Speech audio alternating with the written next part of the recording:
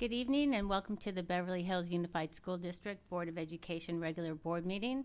Today is June 28th and it is 5:25 p.m. And I would like to open the meeting and ask Mr. Halimi if he would lead us in the flag salute. Flag is kind of hidden. Put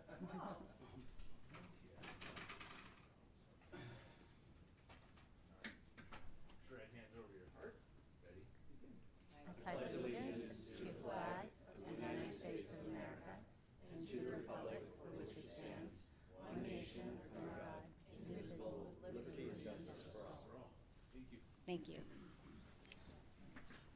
And Dr. Stern, will you lead us in the mission and vision statement, please? Happy to. Our mission and vision. In a safe and supportive community, BHUSD will deliver a rigorous and enriching quality education and prepare all students to thrive as productive citizens in a complex, changing world. Thank you. Before I make a motion to approve the agenda, I'd like to make a motion to approve the agenda, but move item number 7 to 10C. So may I have a motion? So moved. I'll second the motion. All those in favor? Aye. Aye. Motion passes 4-0. You moved, just a clarify, you moved Item 7 to 10C. 7 to 10C. Sorry. And it's, okay. Great. Our next item on the agenda is the BHUSD Community Spotlight. And the Community Spotlight is an opportunity to share our story and enable us to better connect as a community, celebrating not only our differences, but what intricately connects us. During National Immigrant Heritage Month, we honor our immigrants and the many contributions that each generation of immigrants has made to make our nation stronger. Tonight, we will hear from our own community members, and I would like to thank each of you for being here tonight and sharing your personal stories. First, we will hear from our parents, Claire Darshti, and from parent Michelle Yarshapur. And after that, we'll hear from board member Gabe Halimi. And following that, I will read a letter from parent and former City of Beverly Hills Architecture Commissioner Sharon Persofsky, who can't be with us tonight because she's in Mexico City. So Claire Darshti, would you like to start? Thank you and welcome.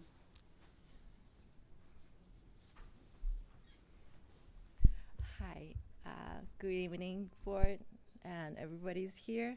It's my honor to speak here tonight, and I'm originally from Taiwan, and I'm married.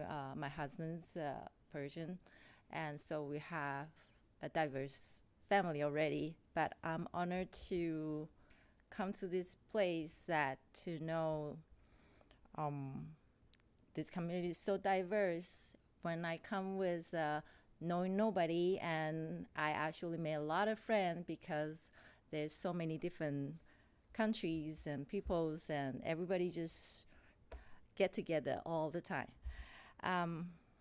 My immigrants experience may be a little bit different is because I have no K-12 experience here, so being a parent in the district was a big shock.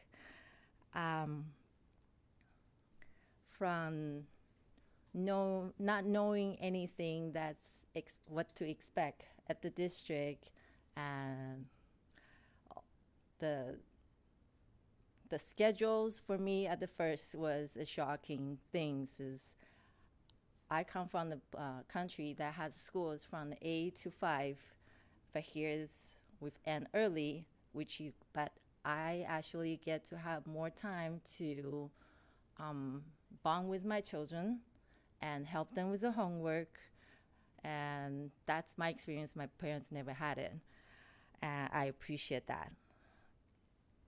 And also, my experiences, I was at every single parents and teacher conference because I have no clue what's happening my children did and how are they doing.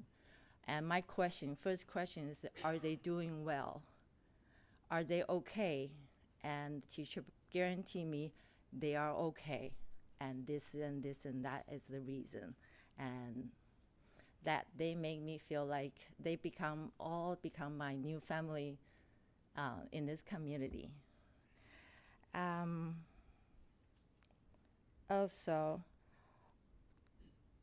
the best thing here is not only I get to learn all the new things in being a parent, we also help out other parents. Like I often get the text or call from other friends ask, do you know anybody that's can speak Japanese and they have a daughter can speak the language, if they can speak the Taiwanese and they can speak the Farsi or Hebrew, do you know anybody? And we are able to find the right person and say, yes, I know this person in this class, and they are gonna be helping out your kids that just newcomer. And that's how we help each other. And often I help out with people like that. So that's my honor. And that's it. Thank you. Thank you, Claire. That's really lovely. Next, we'll hear from parent Michelle Yarshapur.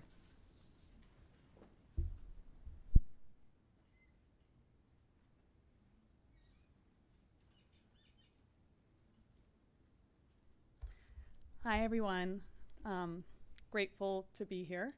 And I mean, just saying the Pledge of Allegiance, you just realize what an amazing country we live in.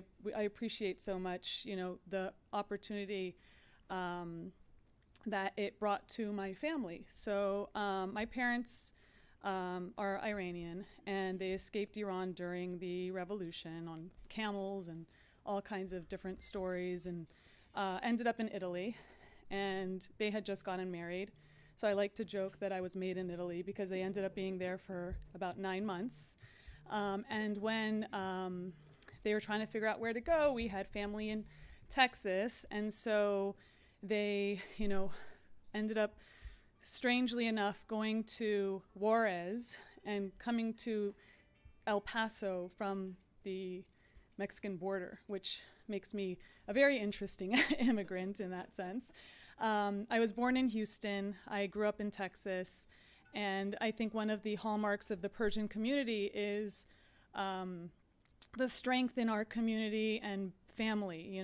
Family is extremely, extremely important to us. I can tell you 5 years from now whose house I'll be at for Shabbat, either my mom's or my mother-in-law's house. It's on a very strict schedule. I mean, it's really, really important. My son will attest to it as well. And so, my parents struggled when they first came to Texas. They, were trying to figure out what they were going to do, all kinds of different odds and ends. Pizza shop owner that burnt down, discount. I mean, it's just all different types of work. My mom ended up working as a teacher, which she still does. And, my dad had, different businesses. And people always ask me and ask my parents, what did you guys do? So I'm a physician. I'm an allergist. My brother below me is an attorney, so the typical Persian Jewish doctor, lawyer. My other brother is in his residency right now for anesthesia. My younger sister, she strayed a little bit. She moved to Fremont to work for Neuralink, which was one of the Elon Musk companies. And so, we all had very, very strong drives to succeed and to pursue an education. And I think it was just the grit and the resilience that we saw in our parents. I mean, my parents worked really hard. They sacrificed everything. I mean, I don't think they took vacations when we were growing up because they wanted to put us in, all they knew was like they wanted to keep us safe. They put us in a private Jewish school. They, basically gave up everything to do that for us just because, it was a new world, a new community. As we got older, my parents were thinking, we have a daughter, she has to come into, the community. So we ended up picking up everything and moved to LA when I was in, finished 9th grade. I came here, started in a brand new high school. I actually skipped 10th grade, which was strange because Texas curriculum and this curriculum was different. So I ended up going into school in 11th grade, meeting all brand new people. And it was just, trying to maneuver and figure all of that out was, a huge struggle. But I think all of these struggles and all of these, different things that we had to go through just made us stronger and, made us work harder and made us, drive to succeed. My dad's always would, push us to succeed. If we came home with a 98, would say, where are the other 2 points? And so, it's just that kind of mentality. And I'm just very blessed to be raising kids in this community. And I think community is so important. When Jacob was born, he didn't breathe for 10 minutes, which, when he was in the delivery room, they were telling me, you're not going to have a normal child. And he beat all the odds. He's my miracle. And at that time, I needed the support. And so, we're talking about community building. One of the things I'm more famous for than doing, being a physician is I started LA Mommies, which is a huge mom community of about 60-something thousand moms where people, can share their different, stories, ask questions, and just, communicate with one another, find other people with similar interests and make friends and build community. And, we started Hawthorne a few years ago. And it's just been so nice to meet some of the moms on the group. Like one of my good friends now is somebody posted and said, oh, I have a friend who moved here from London and her daughter is starting the school. Are there any Hawthorne first grade moms here? And it was just such a nice way of, building and meeting somebody. And I'm just, so happy to be here and so happy to share my story. And we're having such a great experience at the schools here, and grateful to you guys for putting on all of your time and working so hard to just make our schools excellent. So thank you very much.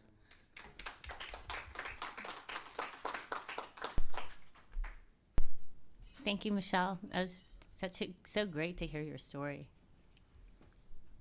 Gabe, would you like to go next? Yeah, but let me just say that the LA Mommies group is not just for mommies. I've been on there as well, and it is an incredible network. So thank you, Michelle, for all the work you do for our community.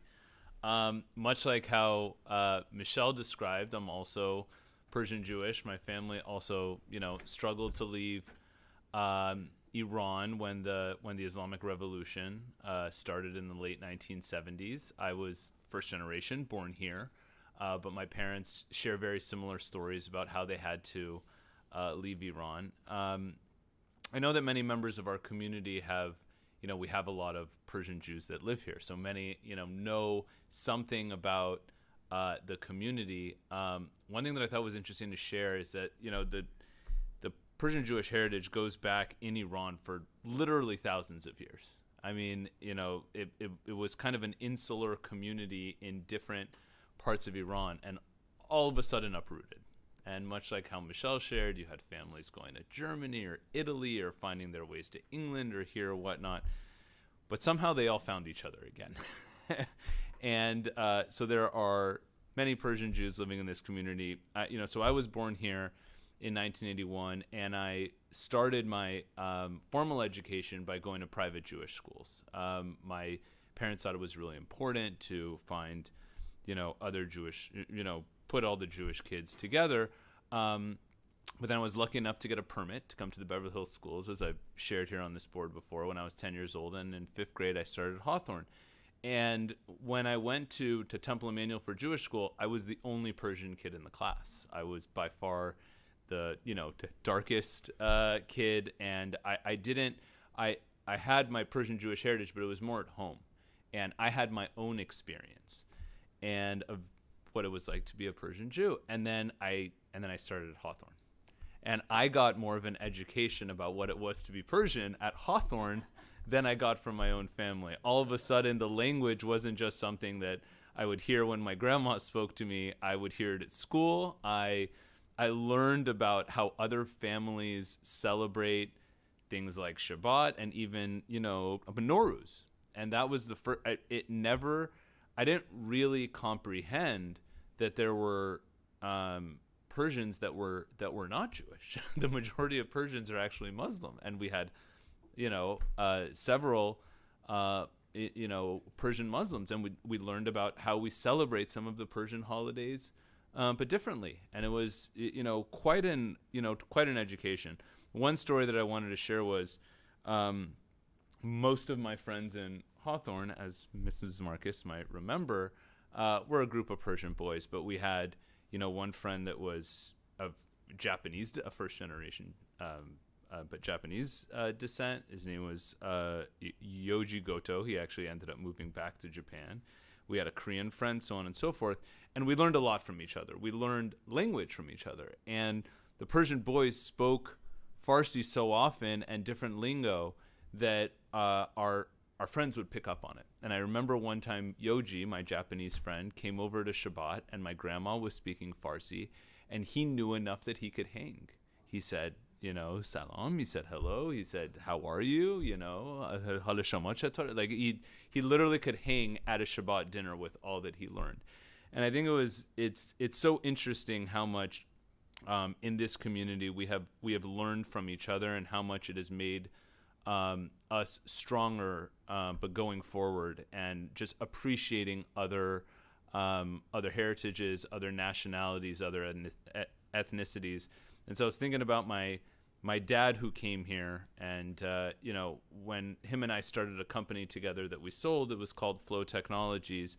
Our company ended up becoming a melting pot of so many different cultures, more than he ever could have imagined when he was working in Iran and all he worked with Persians. Our company was about 60 people when we sold it, and it had Taiwanese employees, nationals that were actually working in Tehran. We had Turkish employees, Persian employees, Argentinian, Russian, Israeli, Ecuadorian, Irish, Australian, Chinese, and African American. And I just think it's such a beautiful story about how, even though it's so sad that, so many people, me being Persian, but so many have had to leave their, homeland after thousands of years or hundreds of years or whatever it's been because of different wars and conflicts that have occurred. But then you come here and you come to this country and we find each other and we become one. And we just, appreciate each other's differences and learn from each other. And proud of this community for what it does. And thank you again, President Wells, for having, stuff like this to spotlight things from our community. I think it's a beautiful thing. So thank you.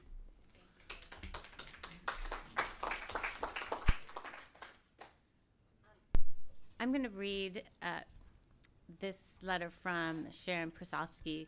She wanted to be here tonight, but she's in Mexico City, and I think her letter also is just one of the things I think that we're seeing is there are so many commonalities in our stories, and even with Claire, with your story, with my father, who was Japanese American, when I was a kid growing up, our family adopted a Vietnamese family. There was a Vietnamese refugee family, and part of the reason that our family became like the lead with that family is because our family, my father was Japanese, and so the community thought because he was Asian that of course he could be the family that the person that could best communicate with the family that was Vietnamese. But of course he didn't speak Vietnamese. But at the beginning he would take their daughter who could speak a little bit of English, and every week he would take her to the market and take her to the bank and basically show her how to get around in this culture, and take her to the market and show her what different foods were and how to cook with those foods. And that family, for me, that's how I first got introduced to Vietnamese food. We would go to their apartment and their family would cook for us. And at the end of that story, both their daughters went to UCLA, but they became doctors. They got married. They had their kids. We went to their weddings, and our families became very close. So it's just it's a very similar story of how the cultures just really merge, and it's very relatable in so many ways. So this is a letter from Sharon, and she's speaking about cultural heritage. And she says, "It's truly an honor to be a part of an international city like Beverly Hills, which is comprised of people from different countries. This diversity gives our community power because learning from other cultures and backgrounds brings a wider perspective.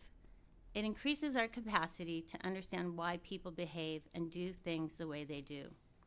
My own international experience comes from Mexico City, where community values drive our activities, like spending time with our families, being a good friend, supporting the community, volunteering in classrooms, sharing our distinctive cuisine, listening to our music, speaking different languages, and even organizing impromptu events where community interaction is important.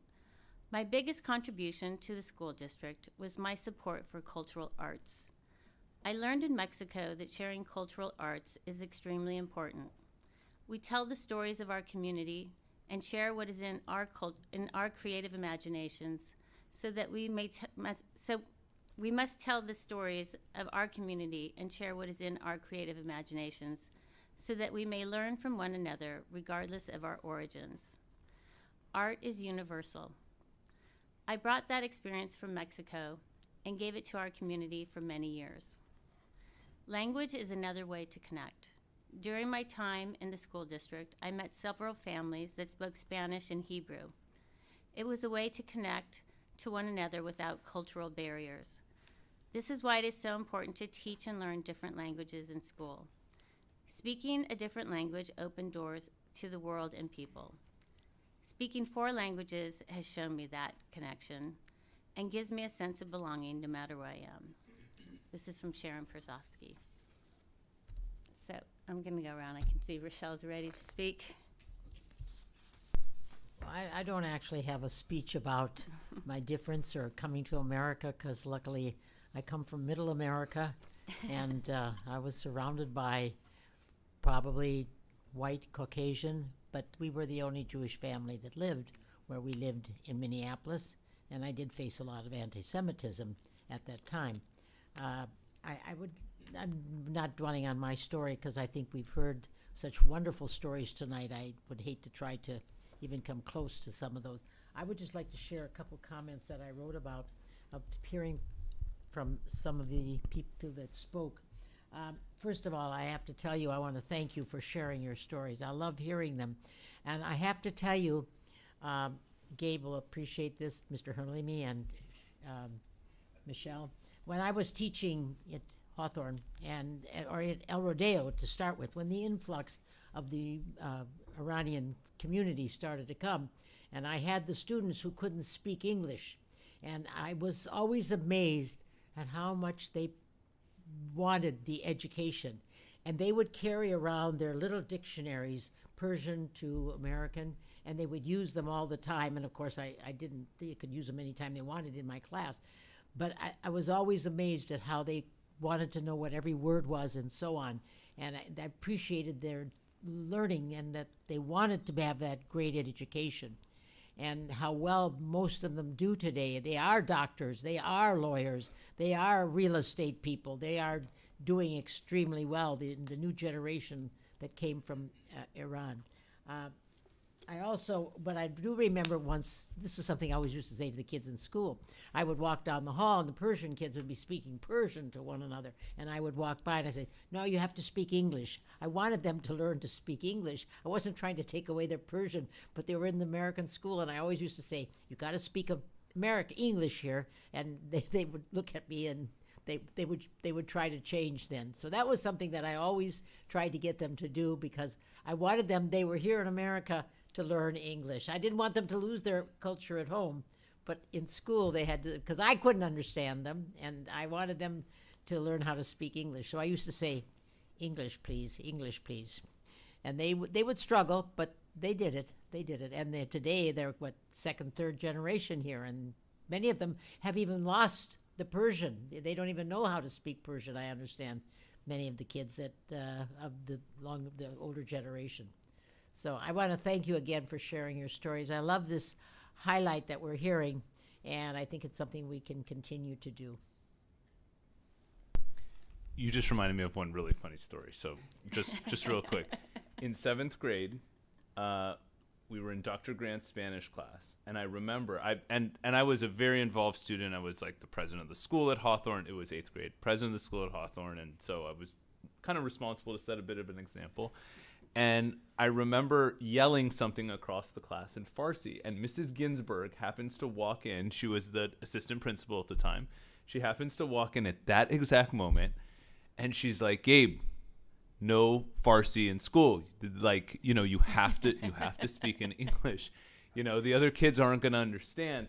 And then there was a Hispanic kid that sat in the back. I can't remember his name right now, but he said, "Oh, don't worry, we understand." Like, because like they just like, all the kids picked up on so much Farsi, they knew exactly what I was saying.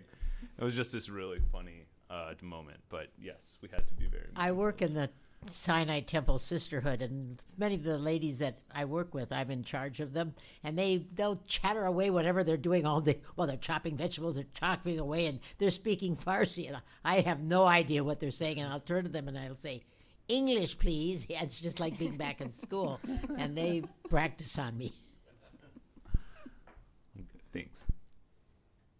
Well, I also want to extend a hearty thank you for sharing your stories. And the things that resounded with me upon hearing all these tales is a couple things. First of all, the courage. Of course, the courage to leave a dangerous situation, to take everything and everyone you love with you on your backs and take them to another country is really pure courage.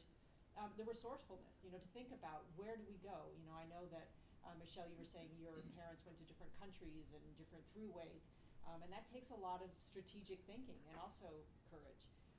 And also I hear the gratitude for coming to this country. Claire, you spoke about how you're grateful that you have more time with your children, whereas maybe your parents didn't have those evening hours.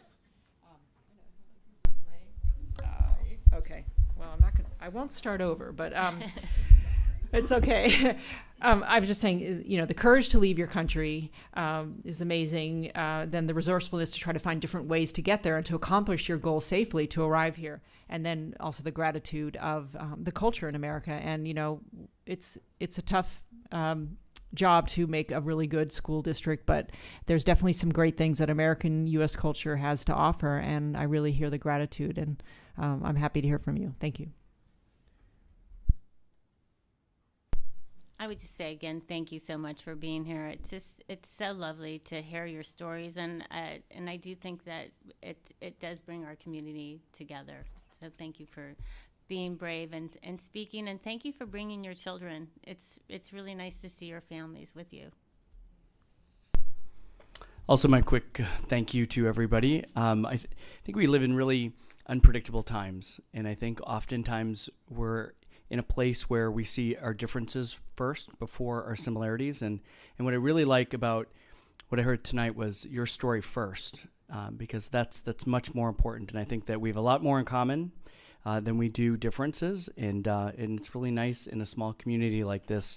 I don't think that we can hear these stories enough. So thank you, everyone. Thank you. All right, next on our agenda is the consent calendar.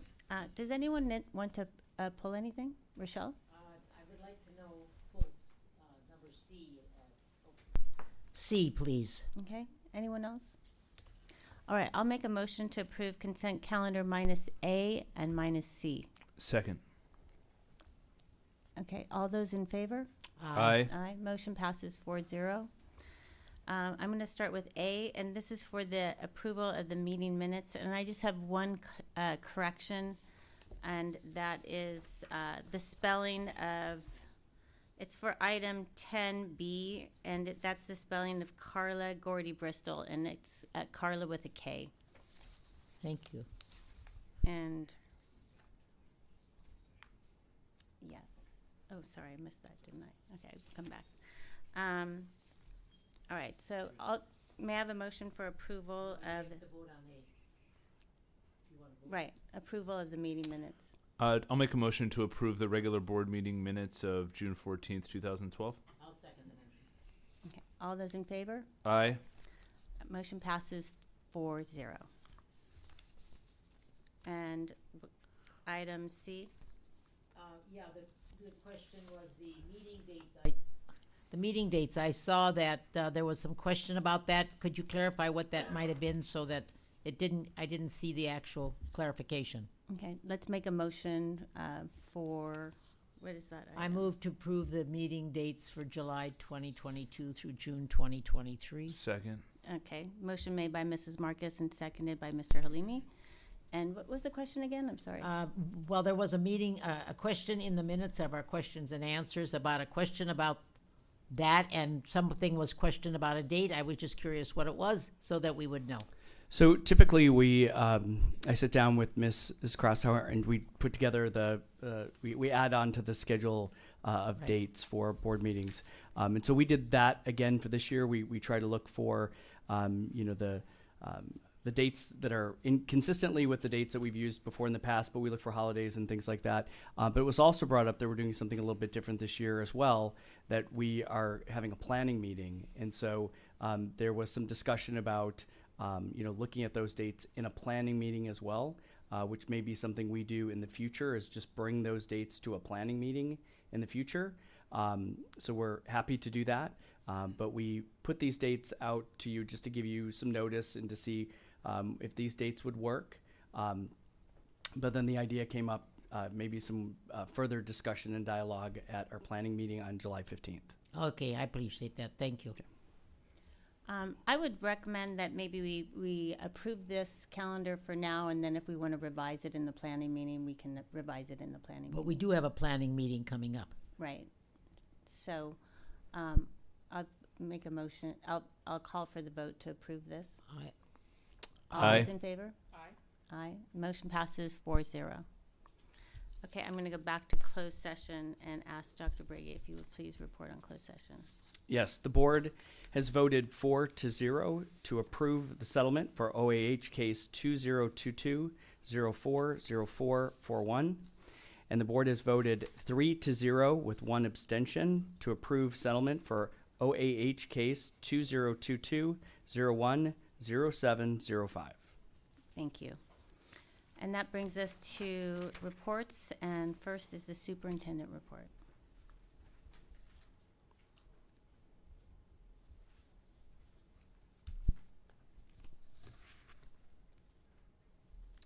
Thank you. Give me 1 second to switch over.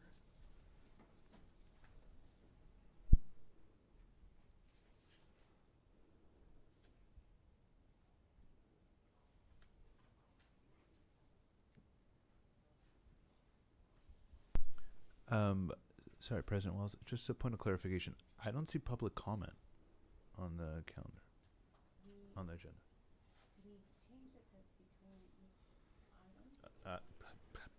So we don't have one section at the top anymore.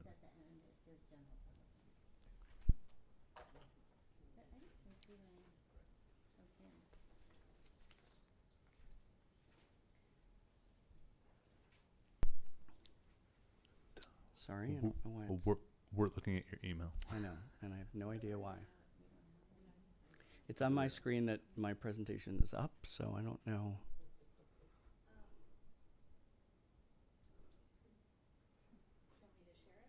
Yes, because obviously it's not switching over to. She'd like to see all of my email. Did I send you anything today? No. I don't know why. Thank you.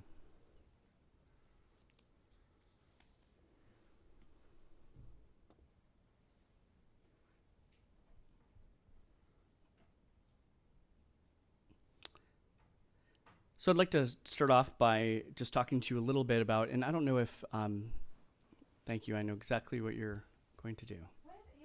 Where's Eli? This was Eli's job. I know. And soon to be Alex's job, so. So how fast time is quickly moving this summer. We're going to be closing out our summer school programs with the city and also our ESY programs. And so yesterday I had an opportunity to stop at Horace Mann for a while to visit some of our programs and our classes, and also some of the city classes as well. and had a great time catching up with some of our summer school staff that were hard at work, and many of our staff that haven't had a break because we went right into summer school right after the last day of school. So I want to talk to you just a little bit about some work in our security department and area. And really the goal for me to share with you now is just kind of where are we today with security. And a couple of things I want to talk about is just the accountability of our program, the transparency of our program, and some of the proactive demonstration, the hiring that we've done, some of the programs that we've put into place, some of the communication that we've put into place. The accountability piece, we are so fortunate to live in Beverly Hills where we just have so many resources. We have such a good relationship with our police department. We are continuing that relationship, but also building upon that relationship as we move into the summer and into next school year. That partnership is starting to increase. Some of the things that they're doing with their watch center are things that we're starting to do in our school district. So there's a lot of alignment that's happening with safety and security in our city and also in our school district. And also for the accountability piece is just the employees that we have in the different resources, programs that we have to ensure the safety and security of all of our students and staff. The transparency on June 16th, I did share a comprehensive update to the entire community and to our local press as far as our safety position in the district. That really gives us an opportunity to now reimagine our security program. Again, we're really fortunate to live where we live, to have the resources that we have in the city, but also the resources that have been built in our own school district. We're in a really good place and ahead of most school districts. I would say any public school district around. Building this bridge of connectivity is really important. Creating this new position that is a boots on the ground position. And this includes higher visibility in our schools, working with our parents in many of our the site councils and some of the safety plans that the site councils are building, as well as a lot of the resources that we have. It's really this opportunity for us to pull all of these resources together. They're there. We've been working to develop a lot of programs and resources, but they've been kind of on an island. And so it's really this opportunity to pull them all together. Being proactive is a really important part of our security plan as we move into the future. As I said in the communication that I put out, we do have a command center in our district on the high school property. And this is an opportunity to take a lot of those resources that I was talking about, like our surveillance and our cameras, our radios, and really pulling everything together into a central place. The city is doing very much the same thing in a watch center for Beverly Hills. And we're sharing a lot of strategy. We're sharing a lot of resources so that what's happening in one place, there's similar things happening in another. And that is something that we have not had before. Having our director of school safety, being supported by a command center that has personnel that are in our command center, working with our principals and our other security resources that we have in our school district to ensure safety and security for all of our students and also our staff and any visitors that we have.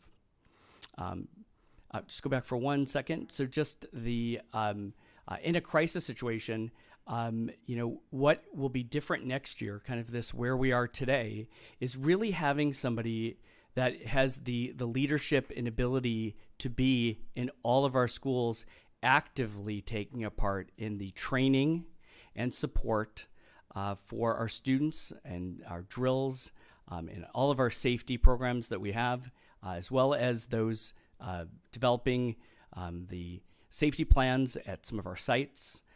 This is a person that will go back to something that we had a long time ago, which was having a district level safety program, which is really important to have input from each of our schools. And I've received a lot of feedback from our parents about how important that is. And so we're going to make sure that that is a priority for our school district.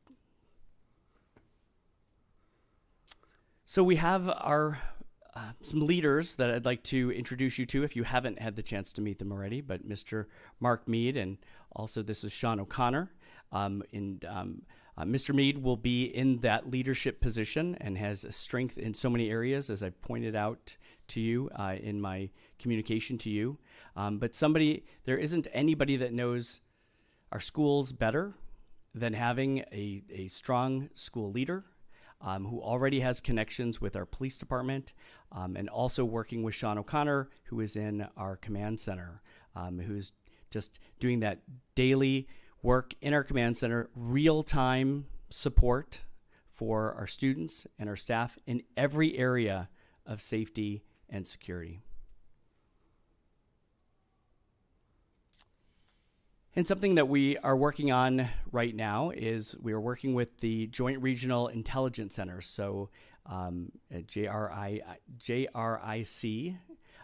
This is an organization that works with our police department, who then works with their local schools to do an assessment, which is really needed. We need to look at, with all the programs that we have, the support, the staff, is to look at the vulnerability of each of our schools. And so there's a pretty lengthy application process in place. And so I want to thank many of the staff members that assisted me in completing all of the applications for all 4 of our schools. This information, these applications were already turned into Sergeant Perez at the Beverly Hills Police Department, and he is partnering with us to go through the Joint Regional Intelligence Center to conduct an assessment. I've asked for them to expedite this occurring so that we can get the results back as soon as possible. We definitely want to have a guide. We want to have data. We want to see where we have areas of improvement. And so I think this is a really brave move to do this so that we can get an honest feedback with our program. So I'm really excited to be able to do this and partner with the police department. One area that we know we need to do more work in is having our police department in our schools doing the drills so that they can get to know our schools, so they know where to go when needed. Again, we have a lot of resources to help our police department get to where they need to get with the resources we have, but there's no better way than to have these drills in our own schools so that we're not doing false situations. We're making them as authentic as possible. Moving on just to we have some great new staff that are coming. We also have, as you know, some sad goodbyes to some people that have worked really hard for us and have put really good systems in place. And so I'm welcoming some people here with our new Assistant Superintendent for Business Services, Rafael Guzman, our new Director of Technology, Sandy Sosi. Just talked about Mark Mead as our Director of School Safety, Maggie Mabry as our Elementary Education Coordinator. At the bottom there, we have Phil Chang. Many people will remember Mr. Chang from the high school, and he will stay at the high school, and he's excited to begin his assistant principal career there. And what a great hire. Boy, that was one energetic interview from Mr. Chang. So he is well on his way there. We have Sarah Perkins, assistant principal at BVMS, and we have Scott Brewer working in M&O and helping up with some leadership areas to assist with Ken Haas, and then of course Sean O'Connor. So we are very thankful to the board for some of the new staff that we have. We're still doing some hiring, and we look forward to reporting that back to you. Something I've said over and over again is that I believe this is the strongest applicant candidate pool that I've ever seen, ever in my career. And so we're really pulling good people that want to be here for the right reasons and certainly have a lot to offer. And lastly, I want to leave you with something that's really exciting to me is when our own staff come back, and especially leadership in our own staff come back with a really good idea. And I met with Elena Castanon, who's the president for BHEA, who's here tonight. And she had an idea that was a really good one. And I wanted to just make you aware in a transparent way that, this is truly an idea that we're all in this together. And as you know, many times the state will hand out unfunded mandates, and that just happens. And that list seems to grow and grow every year.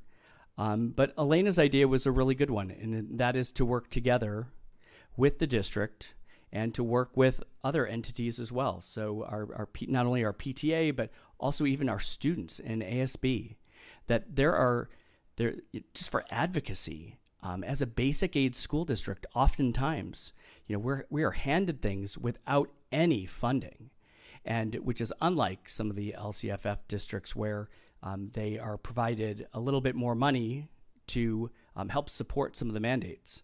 And so being a basic aid or community funded school district as we are, we really need to stick together because there's more of us. There's Santa Monica Malibu now is a basic aid school district.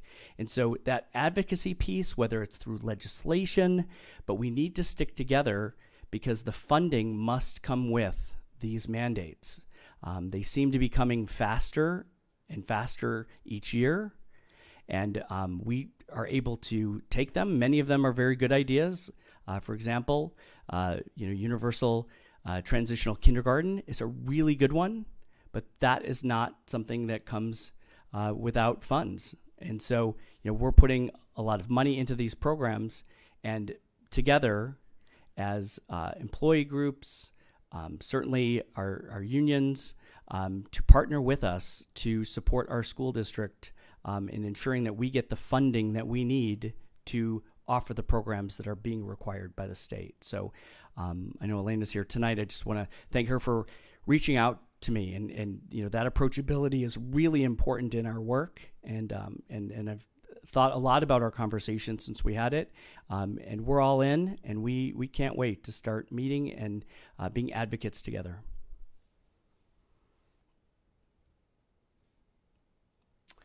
And just to end with something I just talked about before, just this unpredictableness of our world, where we are.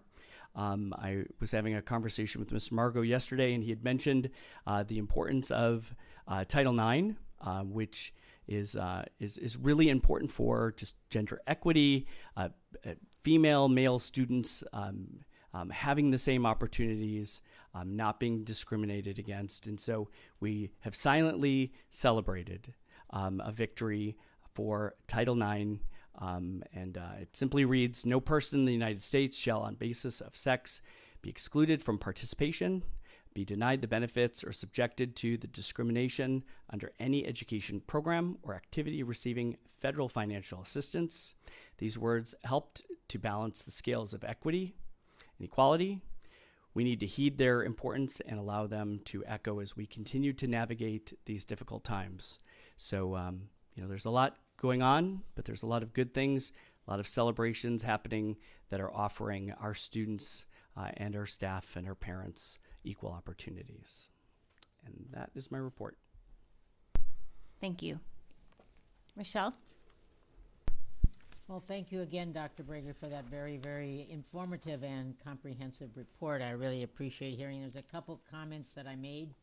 I really don't have too many questions, except there was one on the JIRC. I know the first thing I said to myself as you started to talk about that was, when will we get it? And then you said you had asked them to get it quickly. So I wondered if you had been given any idea at all about when we might get that one, because that was the first question I wrote down as you started to talk about it. Yeah, and so not yet. So and I also want to give a shout out to the Hawthorne Site Council also, because I received that information at the same time the police department was sharing this opportunity. So I like that proactive approach as well. We're all thinking the same way. But I do not know exactly when that will be. We did submit the, I submitted the applications to Sergeant Perez. He assured me that he has submitted them today to the JRIC, and then I specifically asked him to expedite that. So I'll keep you updated on when that's going to happen. I'm not sure if this is a going to be an audit, so to speak, or assessment where our kids are in school, or if they're not in school, or if there's multiple parts to the assessment. But when I find out, I will let you know. Thank you. Okay, just a couple of comments then. Well, first of all, I was glad to see that you were able to get out a little bit into the classroom during the summertime. I thought that's exciting for you because I know that you like to do that, and that's something that you don't get to do very often. So it was really great that you were able to do that. Thank you. I would like to just mention one thing. Many people think that the teachers, summer's over, teachers go on vacation and things like that. That doesn't happen too much in Beverly Hills. So many of our teachers are involved in professional development or developing programs or what have you, or working with students. And so many of them are still here working in the classroom. Mm-hmm. And I'd like to acknowledge that because they're developing programs or curriculums, or some of them are studying how to integrate the new science textbooks and so on. And even though they're taking their time, but it really makes you feel good that they want to know how to use these new materials that they're going to get, and that's just one example. So I would like to just shout out to them because I think that's important. You were talking a little bit about the recognition. I'd like to just mention that the Health and Safety Commission and the Human Relations Commission, when you were talking about that portion of it, that the connection between the school and the district is the liaison, that we go to their meetings, we report to them what's happening in the schools, and we get to hear what they're doing to bring back to the board meetings. And that's something that I know we're going to be addressing because that's going to be a change in our format on the program. So I just wanted to share that because I know it's coming next. And let's see, I had a couple other comments. I was going to talk about the one, Elena, you mentioned the collaboration and so on. Well, the very first thing that we can remember that was beset upon us was this TK with no funding, and we have no choice. And so working together to try to meet that mandate is an important thing. So I would just like to share that. And again, I think that, and I just want to say that I've had a chance to observe the command center and watch the real time, and it's really exciting. So I know that that's going to be very important. And thank you again. Thank you. Well, Dr. Breggy, thank you for your report. A couple comments. One on security. We all agree that our top priority is, of course, keeping our students and our teachers safe from any harm. And I just wanted to stop and thank you for your leadership, because we did have a void. We have a bit of a void with TCDS stepping out, changing over leadership in the security program, and we asked you to really take the reins, and you have. And it's obvious, and I just, I really appreciate how you and your team have stepped in. And bringing in Mark Mead, I think, is a decision that we all appreciate and support, and agree with your comment about pulling the resources of our community together. That's something that we've talked about a lot, and I think that's a great example of how we're doing just that. So wanted to thank you for that. I also wanted to say how much I appreciate the new additions that we're bringing in to the cabinet. We've had the chance to meet with to many of those folks one-on-one, and I would agree they're very impressive, and it's a great sign for our community, for our school district, and a sign of a healthy administration. And so I wanted to thank you for that too. One question that I had, and I'm sorry if you're not prepared to answer this question, and it's fine if we have to punt to a different meeting. But with all the attention in the community on the grandparent permit, I was wondering if you have any data so far, you or Rebecca, on how many applications have come in so far. Anything that you can share about that program? So I'm gonna ask to update you on that later, because I don't have the exact. I believe that we had over 100 applications already That's the last that I saw. It's been a busy couple of weeks, but we know that the people that we've reached out to, are applying. So, we've been assisting. I know that there's, it's a little bit late in the calendar year than what we would typically have as our timeline. So I know that we've been doing a lot of work one-on-one with families to get those releases from their school district. So I know that we've really reached out to try to assist as much as we can on a one-to-one basis. So, but I do know that we are not going to be in short supply of people that are interested. People are completing the applications. No, I even that data point is helpful because we Yeah. did do the survey just to see how many would be interested. But the fact that many applications actually have already come Yep. in that's what I was Yep. curious about. Thank Yep. you, Dr. Breck. Yep, no problem. Thank you. I agree with a lot of the comments that Mr. Halimi made. I'm very happy to think about the director of school safety position. I'm overjoyed too about the particular person who will be involved in that, and very happy, and he's very qualified. Also, I can say that I have personally met. We had the opportunity to meet a lot of these incoming people for the administration, and they're all top notch, and we are just so lucky to have them. And I think that it will really bring a lot of layers of intelligence and fill a lot of gaps in the school district. And then another point I wanted to make, and I don't know if it was lost on everyone else, but it is ironic that we celebrate the 50th anniversary of Title IX, and then, of course, we all know that Roe versus Wade was overturned. So I just can't help but mention that, and I will keep my personal opinion to myself, but wow, isn't that something? So thank you for your report.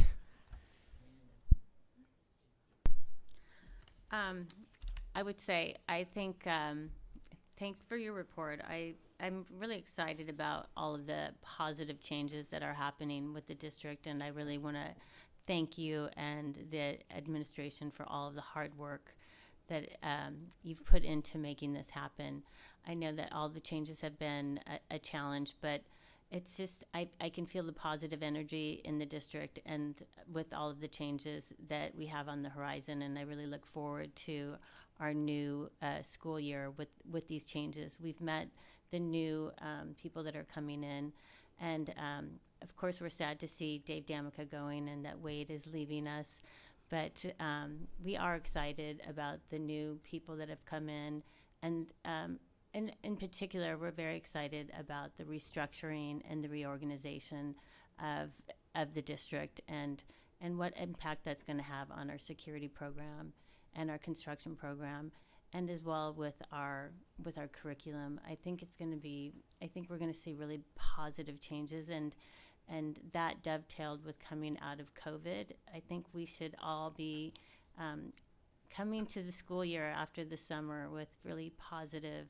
attitudes and fresh eyes and looking for a reset with this district. And I know that we're all very excited about it. And I think that the community will see that and will be happy to see all the hard work come to fruition. Thank you for saying that. And I want to just say that, I think that externally, reconfiguration that summer was probably the most difficult summer of our lives, from an external perspective and community members being able to see that transformation. I think this has been equally as tough, but on the inside, because there's a lot of internal movement that's happening. So we pushed staff to go take vacations, while other of us, we're not able to do that this summer, but we'll catch up in another summer. But it's been that much change, and so we really thank you for the support. Thank you. I would say also the board is also having those changes, and we've also really reorganized in many ways, or just really tried to be more focused and more structured in our approach. And so I think we're going to see those changes as well if you haven't already started to see that. So I'm looking forward to it.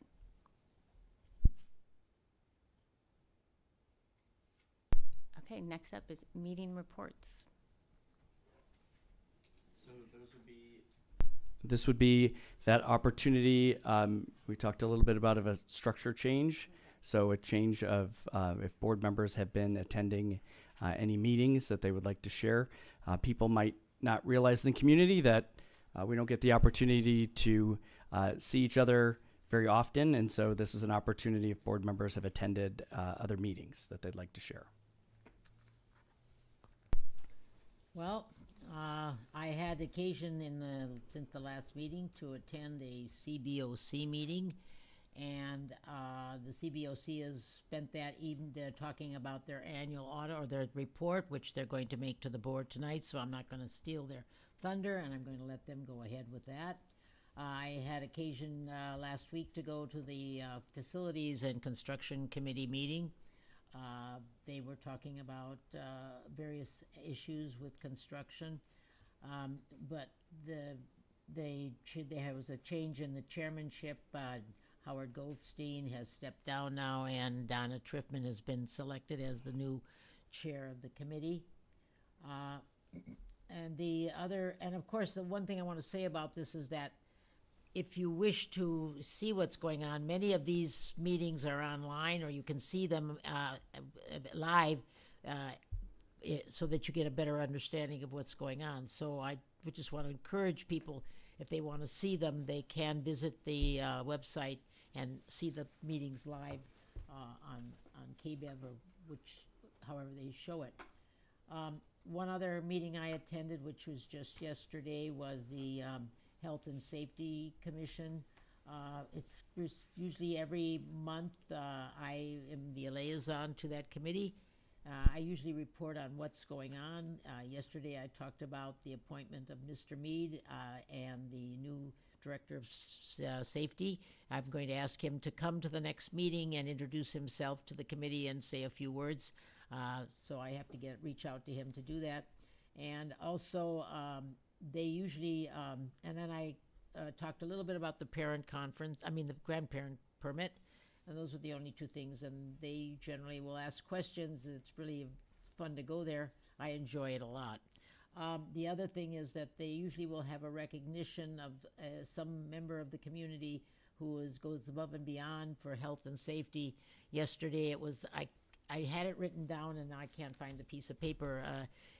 Mallory Smith's mother was there. She was being recognized, and the person on the health and safety was Kathy. Kathy was the presenter, and Kathy Baker was the presenter. They pick one person each month, and they make somebody the person of interest or the person they'd like to recognize every month. So it was Mallory Smith's mother yesterday. As you all recall, she was the young lady who passed away from cystic fibrosis. And this lady has written a book and traveled extensively to advocate for children with cystic fibrosis and other diseases that they can inherit. And so that was basically my report on that committee, and I enjoy going to the meetings. I didn't go to any committee meetings, so I just wanted to thank my colleague, Mrs. Marcus, for going to so many and reporting back to the board. You're amazing. Thank you. I will be reporting on the Human Relations Committee upcoming, but I don't have anything to report as of today. I attended the Facilities and Construction Committee along with Rochelle, as well as the CBOC meeting, so I won't repeat that. In addition, last month I attended the Finance Committee meeting, and Wade presented the budget to the Finance Committee. Prior to that, I attended a CTE advisory committee, and I meant to bring that up at the last meeting.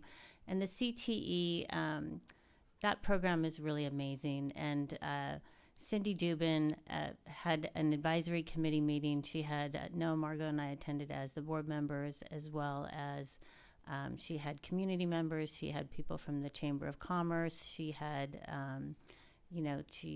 she had Dr. Breggy. She had Rebecca, as well as student services, education services. And and really looking at how to enhance the different pathways for CTE. And that program is just really, really developing and really rich in the different pathways that each of those programs offer.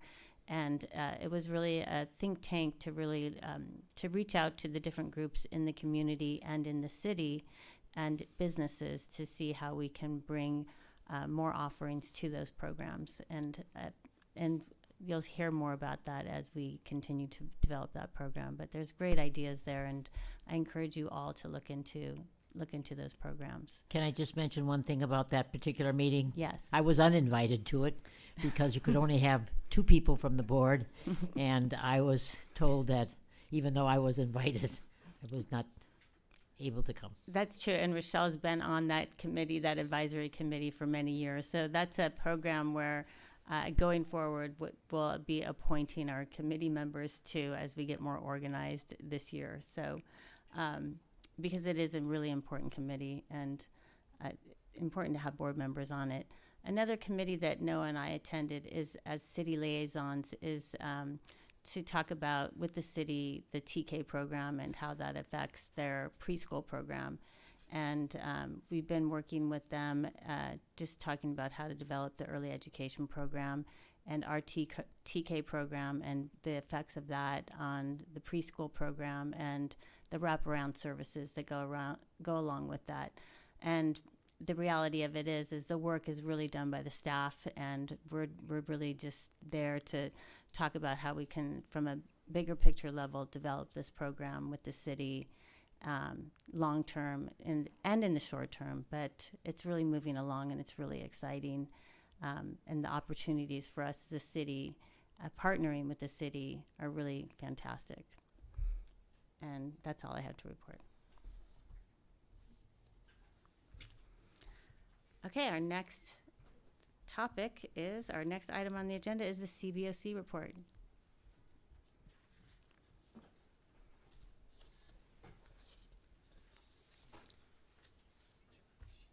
So we have Rich Barron,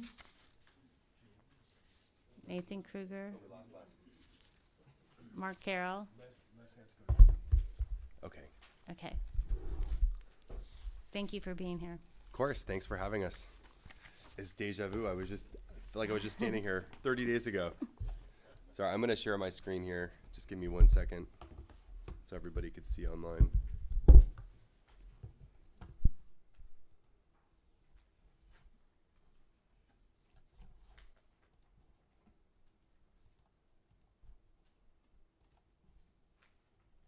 Just give me 1 second, please.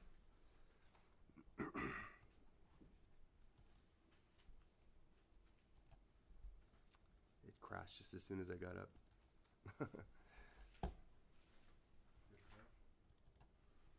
Now I'm pulling it back up. Here we go. No, I got it.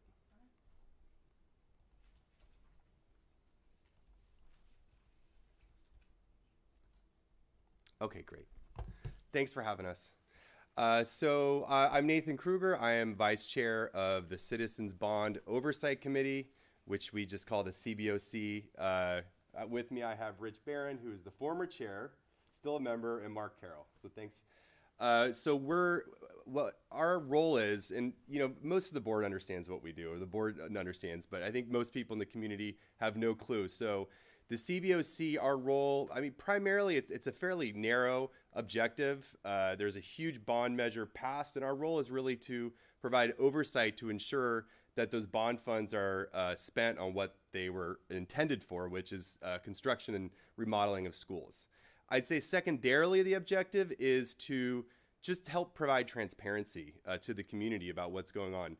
These projects, they're big, hairy projects. Even bond managers have a hard time managing the bond. So it's hard for us as well. So our role here is just to highlight some of the observations we've had over the past year and just provide transparency. So the report, this is a report. I don't have a beautiful PowerPoint presentation like you, Dr. Brady. It's hard to put a bond oversight into pretty pictures.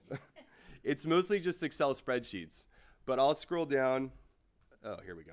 So our report is just broken up into 2 sections. The first section, we just summarize the Moss Adams and Moss Levy reports. The auditor is our right hand. I mean, they really know, they know the business. They dig in deep to the weeds. So we rely, really, you guys, the board relies heavily on their observations and their recommendations. And on top of that, there's observations that we have throughout the year through various interactions with the bond manager and the larger team. So the second section of this report is our direct observations. So you guys have been presented the audit. Nobody wants to go through another audit again, but in the spirit of just sharing with the community, I'll highlight a couple observations which I encourage the board to just stay on top of, especially as we transition into a new bond manager. So I will just scroll quickly down. Any other things I should highlight before we dig in? And just the timeline. The time. Oh yeah. To be clear, this is the challenge with the Citizens Bond Oversight Committee. We're looking at things that happened literally a year ago. It's water under the bridge. We're looking back to ensure that we didn't mess up. Now, like the construction committee, they get to look forward, which frankly, I can't wait to be on that committee someday. So this is basically the fiscal year ending June 30th, 2021. So this is a while back, but the learnings are valuable. You know, history, we don't want to repeat the same errors. So I'll just highlight two observations from the Moss Adams report, the two that we thought were the most important. And the first is observation 4C, which relates to expenditures and payment procedures. I did talk about this very briefly last month, but we just have to stay on top of it. The challenge is Pro West, as you guys know, the contractor, they would bill the district, and we would pay these bills. But part of those bills were the subcontractor bills.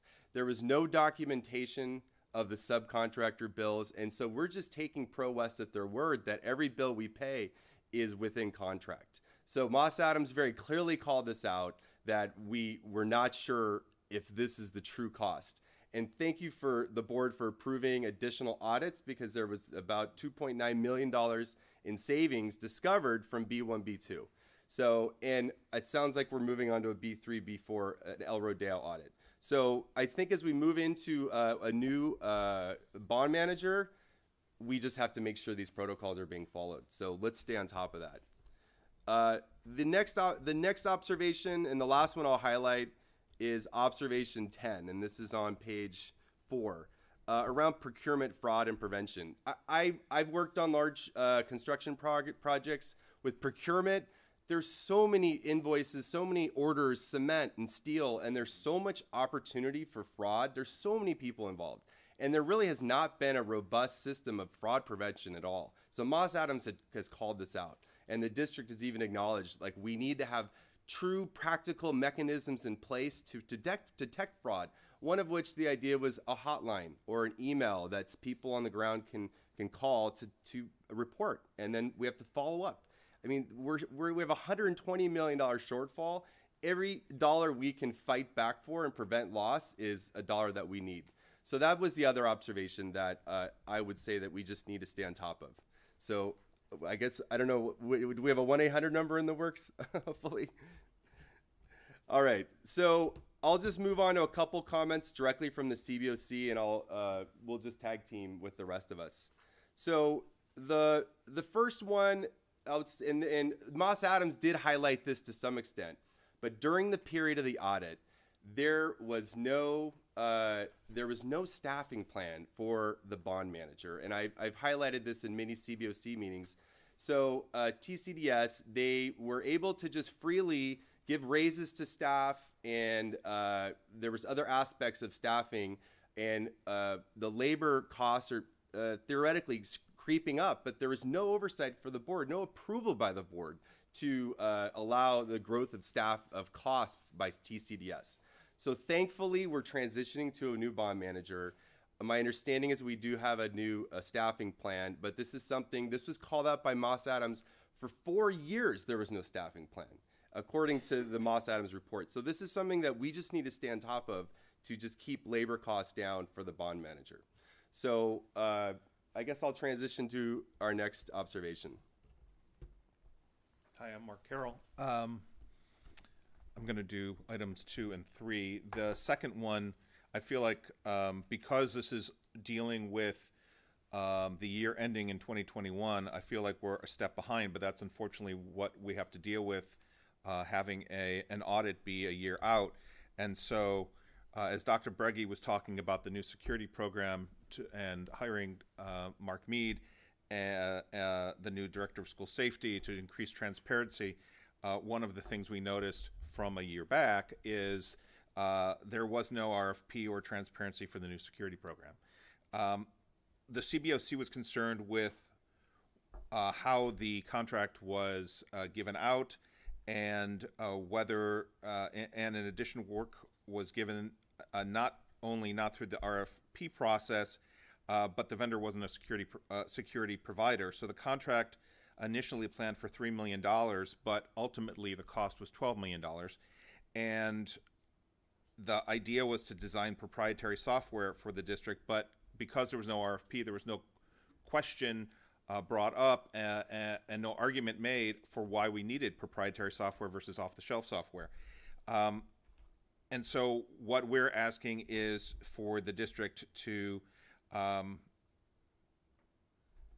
review the security program, and not just what we have now, but how it originated, how it was spent, and how it was developed, so that we can determine whether the product should have been conducted using bond funds, and examine why the cost of the project grew so much. The next item is we were convinced after looking at the audits that the district has insufficient senior staff in place to oversee the bond program, which is massive. As Nathan said, it's a big, hairy project. Big, hairy beast, I think was his term. And so we needed someone to tame the beast, and staff did not exist at that high level who could keep an eye on it and understand it. And as we understand, the process was very opaque. The district had not hired senior staff with experience overseeing construction projects, overseeing security, overseeing other key aspects of the project to make sure everything was handled appropriately. And we understand the bond manager reported directly to the Board of Education. So no offense to the Board of Education, but you're not experts in construction oversight. And pardon me? What? Well, so not only is this program a multi-year complex project, but staff wasn't involved in it. And so we recommend the district hire experienced and knowledgeable senior staff to provide adequate oversight of the bond manager and the entire construction program going forward, to review and make recommendations to the superintendent. And we understand that that is the process that is going on. So while we're looking back a year and we're making this recommendation, Dr. Breggy is now catching up with what we caught up with, and we appreciate that. And we hope that, just like the security program, there will be others hired to oversee other aspects of this project as well. Okay, great. We're almost done. We have two more observations.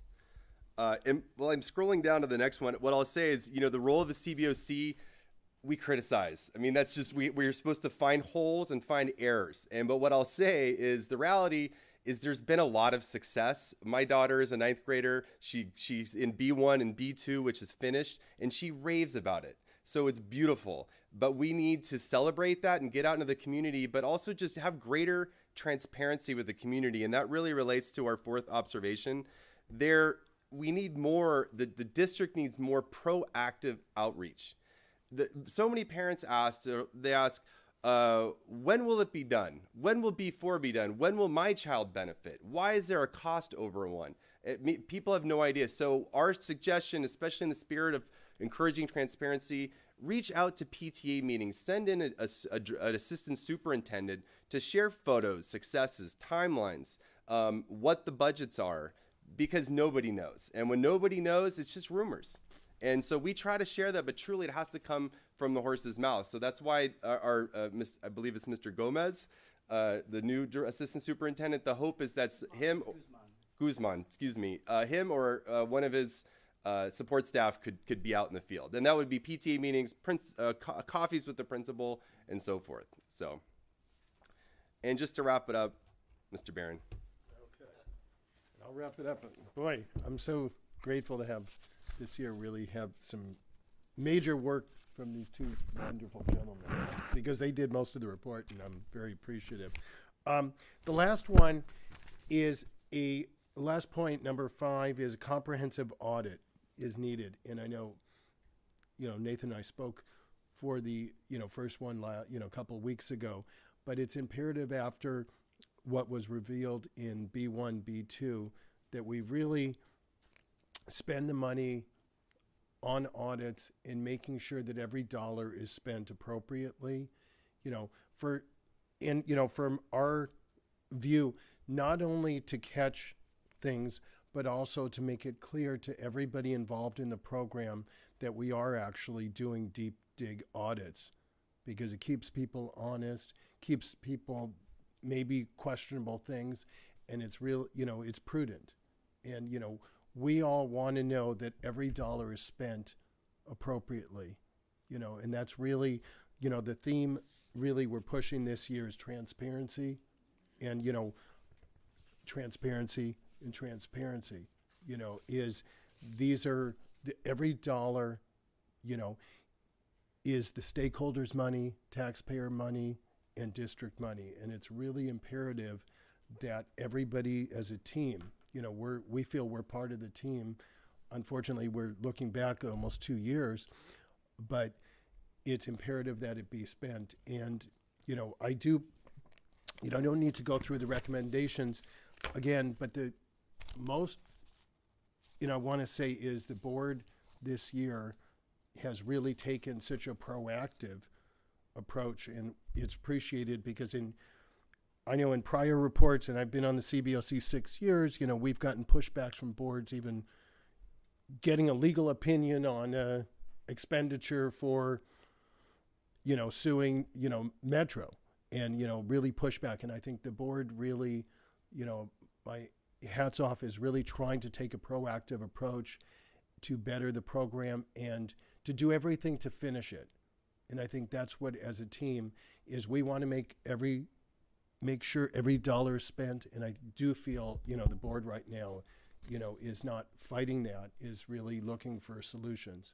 So, it's, while we have a lot of, things we brought up is, and I think a lot of this has been addressed, but it's imperative that, that it be done, because we want this program, as a, community member and somebody who went through Beverly High and my children went through the school, and so did my father, is we want these buildings done for, for our grandchildren, our great-grandchildren, and I think it's important, the legacy, and it's like the decisions that you guys make today will go way beyond our lifetime. And I think, I think it's imperative that we all realize that. It's not just about building a little shed or anything. These are 200, these buildings will be around another 100 years. They better be, for what you guys are spending to rebuild them. So, but thank you all. And, and we hope next year, will be quite a bit different with all these changes and the new bond manager. Okay. Anything? Thank you. If you guys want to just wait, we'll have comments. Sure. Michelle? Well, first of all, I want to thank you all. I know that you are volunteers, and the expertise that you provided to us on this is really wonderful. You are dedicated, and I really appreciate everything that you've been doing. I've been attending many of the meetings, as you know, and I can't thank you enough for the way that you go after the job and what you've been assigned to do. You really are you're really doing a great job. Just one comment that I might say, I read the report before, and it said that out of the 9 items, there were 6 that were left open, but I only saw 5 here. I wondered if there was a reason. I don't know if there was something that was just not significant or whatever, but Out of the Moss Adams audit you're yes, referencing? You mentioned that there were 9. I saw 6. I didn't know what that was. I thought maybe. I'll have to go back and double check. Potentially it is 5, I didn't and maybe know. it's a typo. And I would like to make a comment about one that I totally agree with you on. I mean, I agree with you on everything, but the one about the transparency to the community. I got an email this week from a lady who lives across the street from the high school with the question, they're tired of seeing whatever. Did you get the email also? Am I the only one that got it? Well, I don't know why, but she was complaining, when is it going to be finished? When is it going to be finished? And I don't know what to answer her. I don't have the answer, and yet I feel like she needs an answer. She needs to have to know, and we need to reach out to the community, because I started to respond to her, and I thought, gee, I don't know when it's going. I can't say anything to her. I don't know, and yet it's disappointing that I can't. I supposedly I know about El Rodeo now. That I know. But she made some other things about the cars and so on and so forth, and it's really too bad that the community doesn't know a little bit more about when things can be done and be kept up to speed on it. And I think that would do a lot for our PR if we could have something like that, and you bring that out in this whole thing on one of your recommendations. So I really appreciate that, and I agree with you on that one. And again, thank you for all your hard work. We really appreciate it. Agree with all the comments of my colleague, Nathan, Mark, Rich, and your whole committee. Really, thank you guys so much for being great, servants of the public and the school district. You guys put in a lot of work here, and I just agree with your report, and I really appreciate it. You guys are, looking quite far back in the rearview mirror. We're looking a year back. That's not because you guys made a decision to do it that way. That's your mandate. But as we're talking about things like, the need to make changes to the security program and having a better staffing plan and proactive, all the findings that you guys are pointing out are things that also this board has been discussing and we've been concerned about. And, we've been talking to staff about it. And I think for the community listening, I think that, we should feel good that this ship is getting righted. We are turning this ship. We are moving in the right direction. And I appreciate, you guys for pointing out the issues that you have pointed out, making the recommendations that you're making. There is consistency between all the things that we're talking around, and we're using the same words around transparency and opaqueness and, needing to bring things into the light. And I really appreciate this partnership, how we're all working together. And I do hope the next time we get a CBOC report, it's gonna be very different than the one that we're reading tonight. So thank you for being here. Thank you for presenting and for all the work you guys have done. Of course, thank you.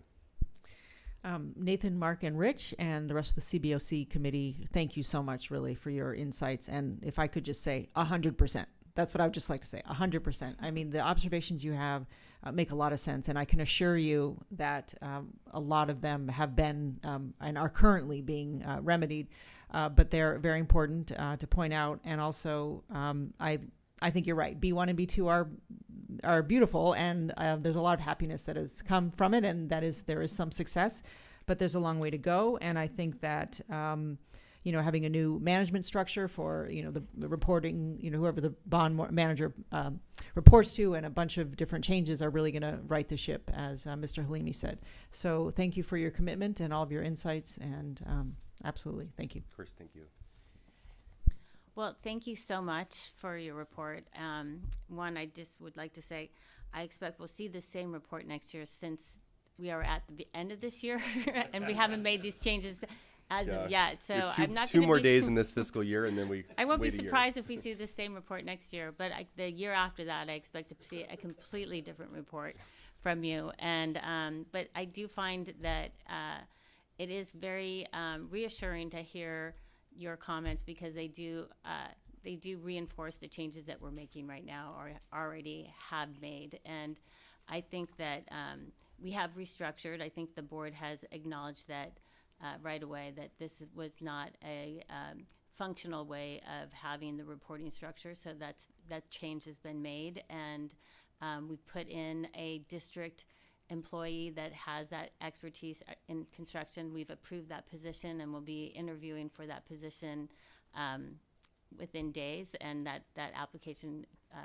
timeline, that application window is already closed. So we have applicants to interview, and we're really looking forward to that. I think as well from a staffing plan, I think this board already had seen what those increases were. We found those increases and saw that how important that staffing plan is. And one thing that I would say of having been a CBOC member is even though the district made so many strides in so many ways, each report we would see that there were improvements. These items that you're pointing out have always been on here. And that's what you're showing from 2016 to 2021. Well, yeah, I mean, exactly. Like with the staffing or the issue with, the staffing plan, I think it was for 4 years. Right. And you'll see it right there on page 3 and 4. Right, and the backup for the pay apps. And these items have been called out, and they're important items. And we've seen that now with the construction audit report and how important these things are. And I think it's really great that now that we as a board and as a district are addressing these items, because these are really important items, especially for our ability to have oversight and to manage this program. And I would really hope that in a year from now, after, not next year, but the year after that, when we see the CBOC report, we're not going to see these on here. And that hopefully, if we do see things on here, I'm sure there'll be something new or what have you, but it's not going to be these items anymore, and that we've moved beyond that, and that we're going to have better control and transparency on this program, and we're going to see better reporting. Because that was another thing that when I was on the CBOC that we always talked about is we don't have a budget or a schedule, and we're not getting that type of reporting as a CBOC. And we expanded the audit so that we could get that, and again, that's on the report, and an update on the master plan. So I'm really looking forward to the changes that we've all made, and I'm really happy to see all of the work that you have done and the report that you did, and that it aligns with the changes that we're making. So thank you for all of your work and being willing to come up in public and speak about that in public, because I know that's not always easy, and I appreciate your honesty. Great, thank you. Thank you. Nothing further from me, but thank you for your report, and I always enjoy coming to your meetings. Okay. Thanks, guys.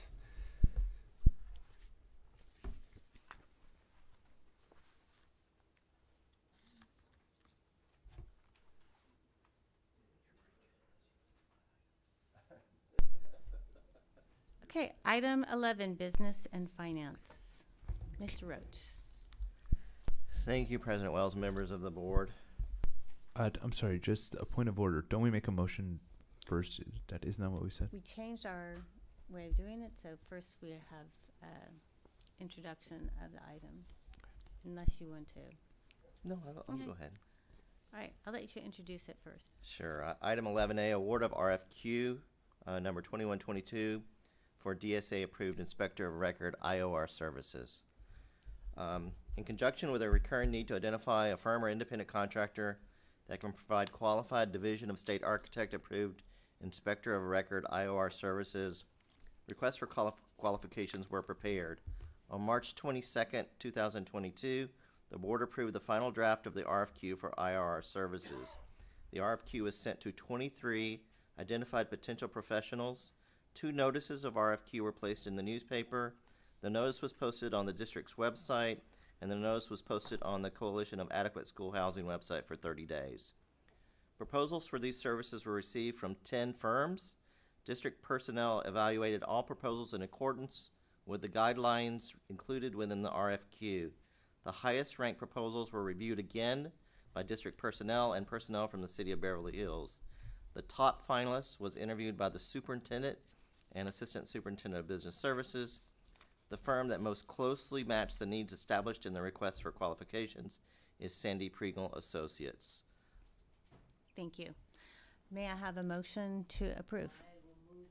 I will move for the award of the RFQ number 2122-PUR002 for the DSA approved inspector of record IOR services.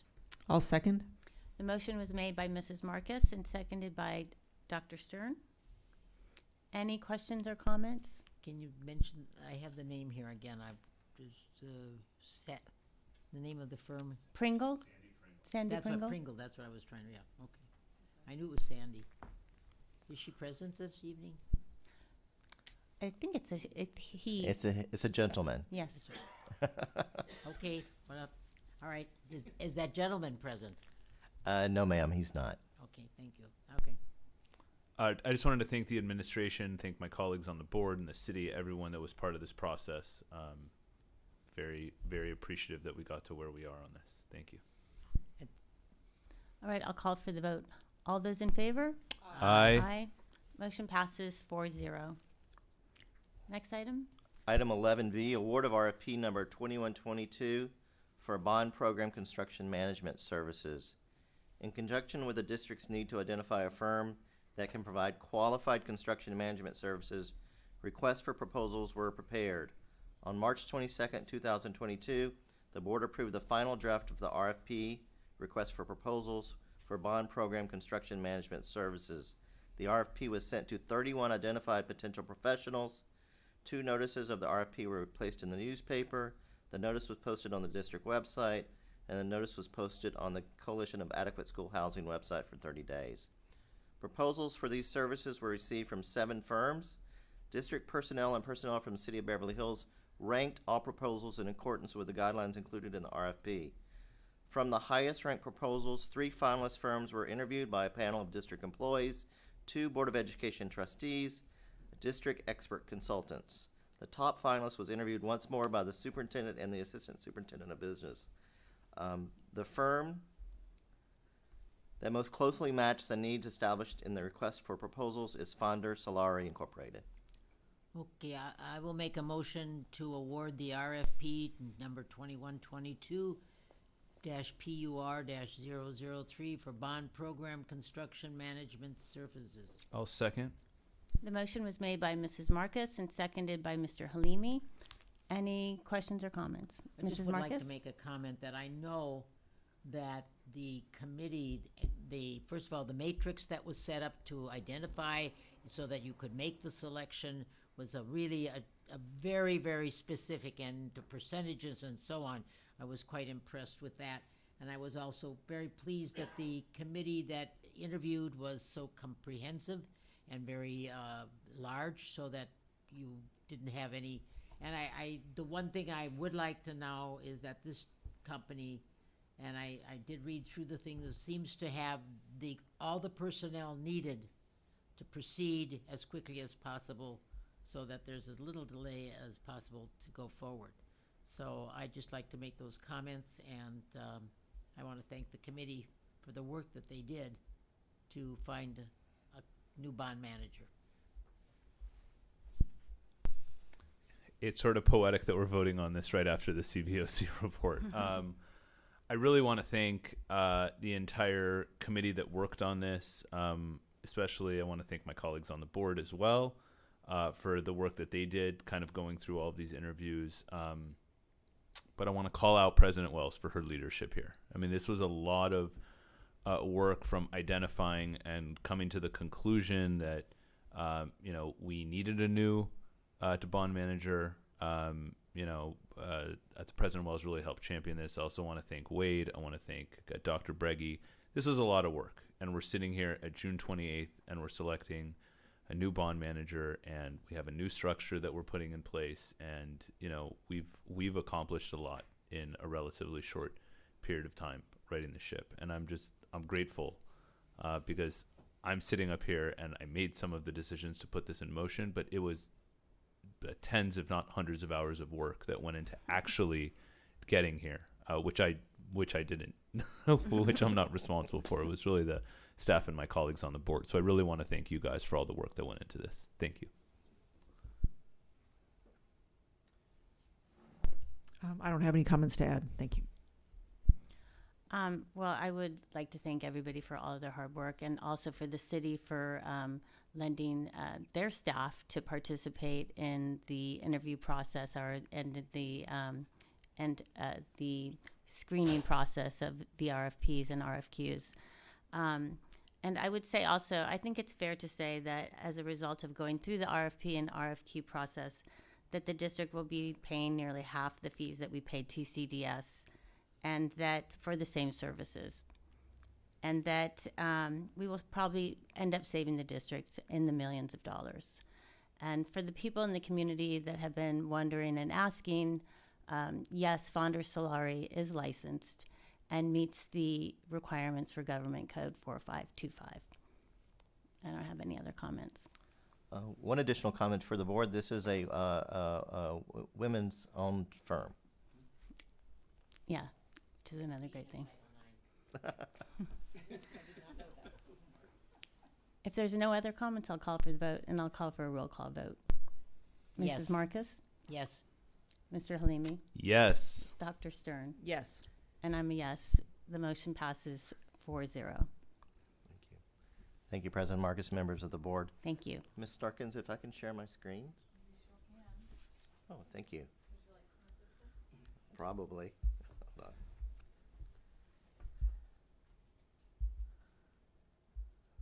Did we get it?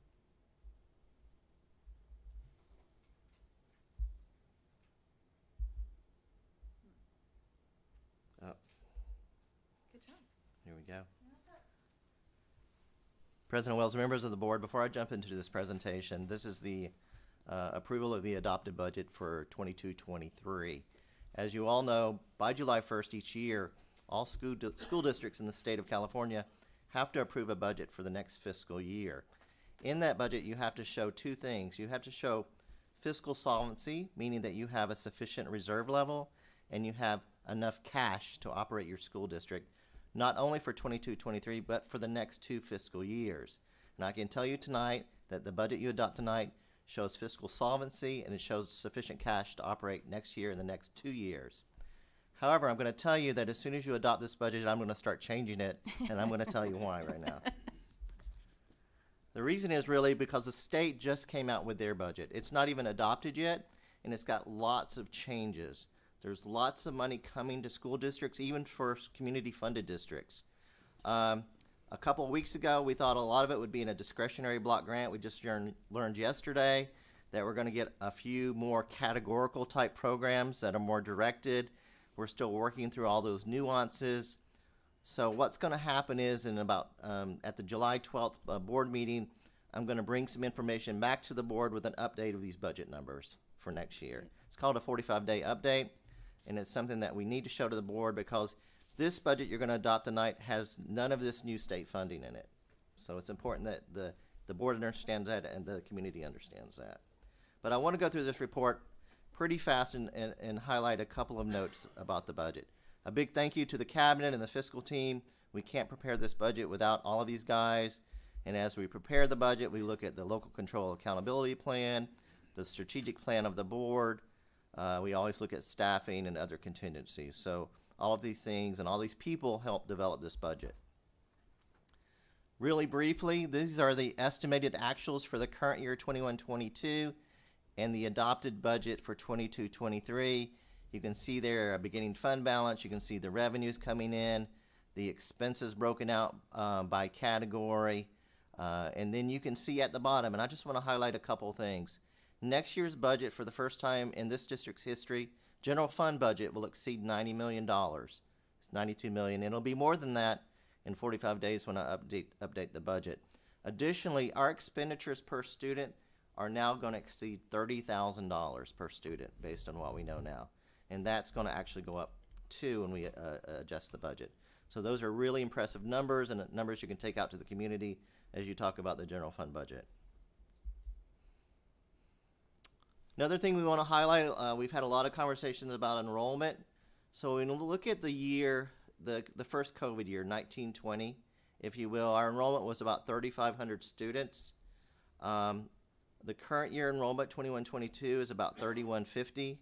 The projection next year without grandparent permits is just over 3,000. So these numbers do not include possible grandparent permits, and I just want folks that look at this report to understand that these numbers are going to fluctuate over the next few months, over the summer, as we incorporate maybe these permits and maybe other folks move into the district. So, but you can see there's been a drop in enrollment in the school district, and that was part of the discussion around grandparent permits. Staffing, this is a unique slide because basically next year our staffing is going to be exactly the same as it was in 19-20. I know the board has talked about, we've added some critical positions over the last couple of months that we needed. We had some gaps in some positions. But when you look at our entire staffing, we haven't changed at all from 1920. We're basically the same number of staff when you look at classified and certificated staff. Okay. So even with the addition of the staff that we've spoken about in the last couple of months, it's interesting to look at this percentage. Back in 1920, the percentage of our budget that was related to staffing was 84.2%. That actually dropped over the last couple of years and now is only 78%. So we're below the state average as far as how much money we devote for staffing. And that's important for people to understand, that we're not even at the state average as far as the amount of money we devote to staffing.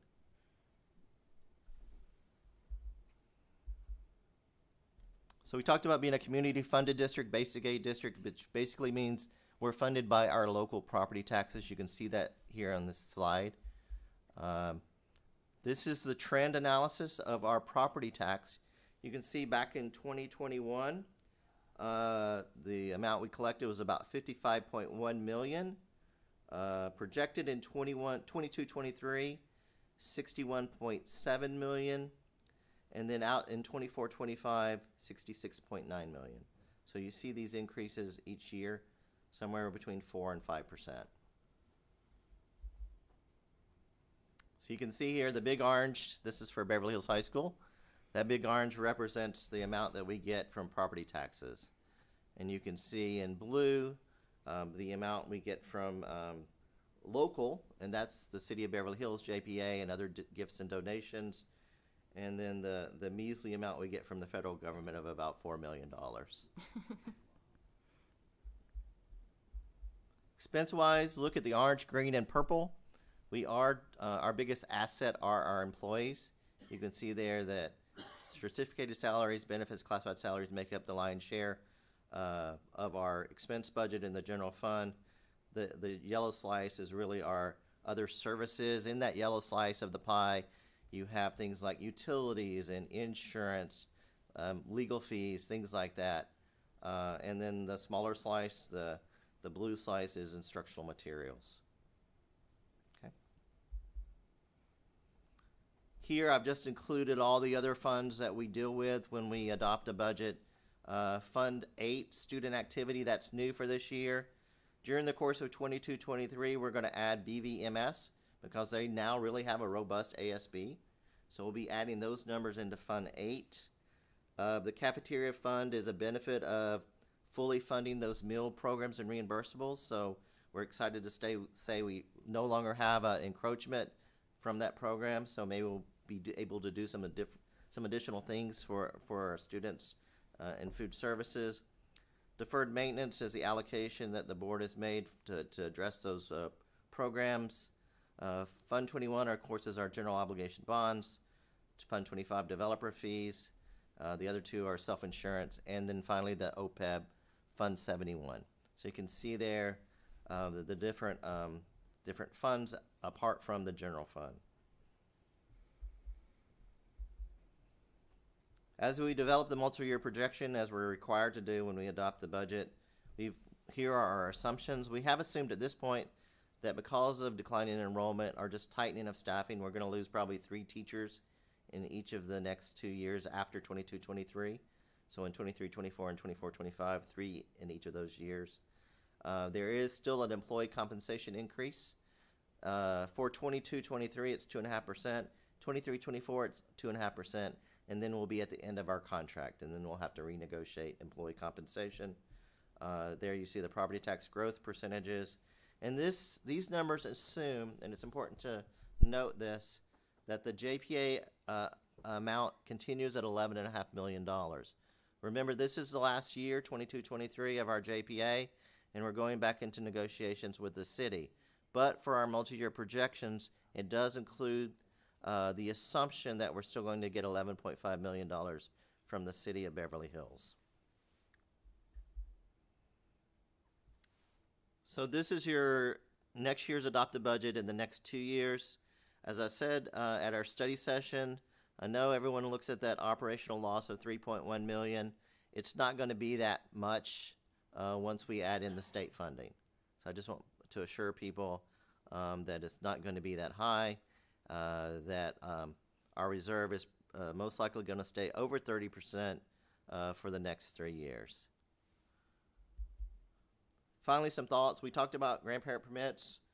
Even with grandparent permits, there still may be some reduction in enrollment over the next few years. I think with the new Assistant Superintendent of Business coming on board, I'm going to give him some work. We probably need to look at our insurance coverages because those premiums continue to rise. So there's opportunities to look at other options for insurance, both property and liability, and health and welfare for our employees.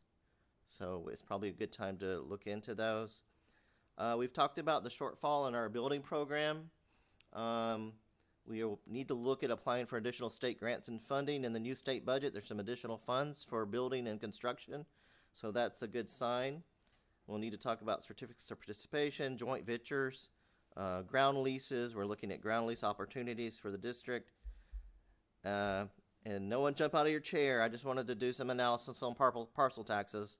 No one told me to do this. But if the district wanted to do a parcel tax program, assuming a 25% opt-out, for $1 a day, you could fund the district security program. And that's the power of a parcel tax. So that's just my, as I leave the district, I just wanted to put those numbers in front of you. So we have a strong fund balance. We have a strong cash position. We're going to bring that 45-day update to the board in a couple of weeks. And we ask the board to approve this positive budget tonight. Thank you. Do you have any questions, Rochelle? Oh, yeah, you're right. Let's do a motion. I will move the approval of the 2022-23 budget. I'll second. Any questions, Rochelle? Okay, well, first of all, Wade, I know that this is the last time that you all be making a presentation to us. No, he'll be And back on the 12th. I'll be back He's, on the 12th. we're not letting him MacArthur come back said until that this too. is balanced. I can depend on that? He I can't don't leave wanna till say it's goodbye balanced. right now. All right. I'm You not can. gonna- I will be back on the 12th, Trustee Marcus. Okay, all right, then I will hold my comment for that on the 12th, okay.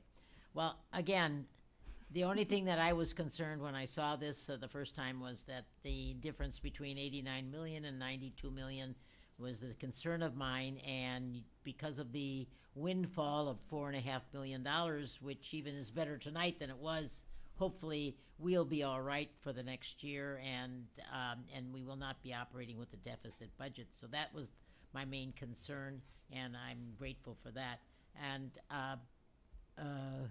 interestingly enough, that we are at, was it, 73%, or was it 73% per the with the teachers' benefits and the classified and the other, as it's only 73% of our total budget. I found that interesting. You brought that out. I found that I thought it was much higher than that, but it isn't. And again, thank you for all your work. I really don't have any questions. I think that it was very informative, very understandable, and I thank you very much. Thank you, Wade. First of all, just to call out again and emphasize, $90 million budget, $30,000 per kid that we're spending. I mean, that really does, rival some of the top, to private schools that we see in our area. The money that's going towards student education. So thank you for calling that out. I just wanted to be clear for the community's sake, because we did make a commitment that we were going to keep 30% reserves. This budget that we would be approving technically would not hit the 30%, but with the money that we strongly expect we're going to get from the state, that would put us above the 30% again, correct? So we expect by the time we do either the unaudited actuals in September or the official first interim report, a combination of additional state funding and additional property taxes that have been delayed because of a timing issue at the county, that will be at 30% or more. Okay, great. I just wanted to call that out.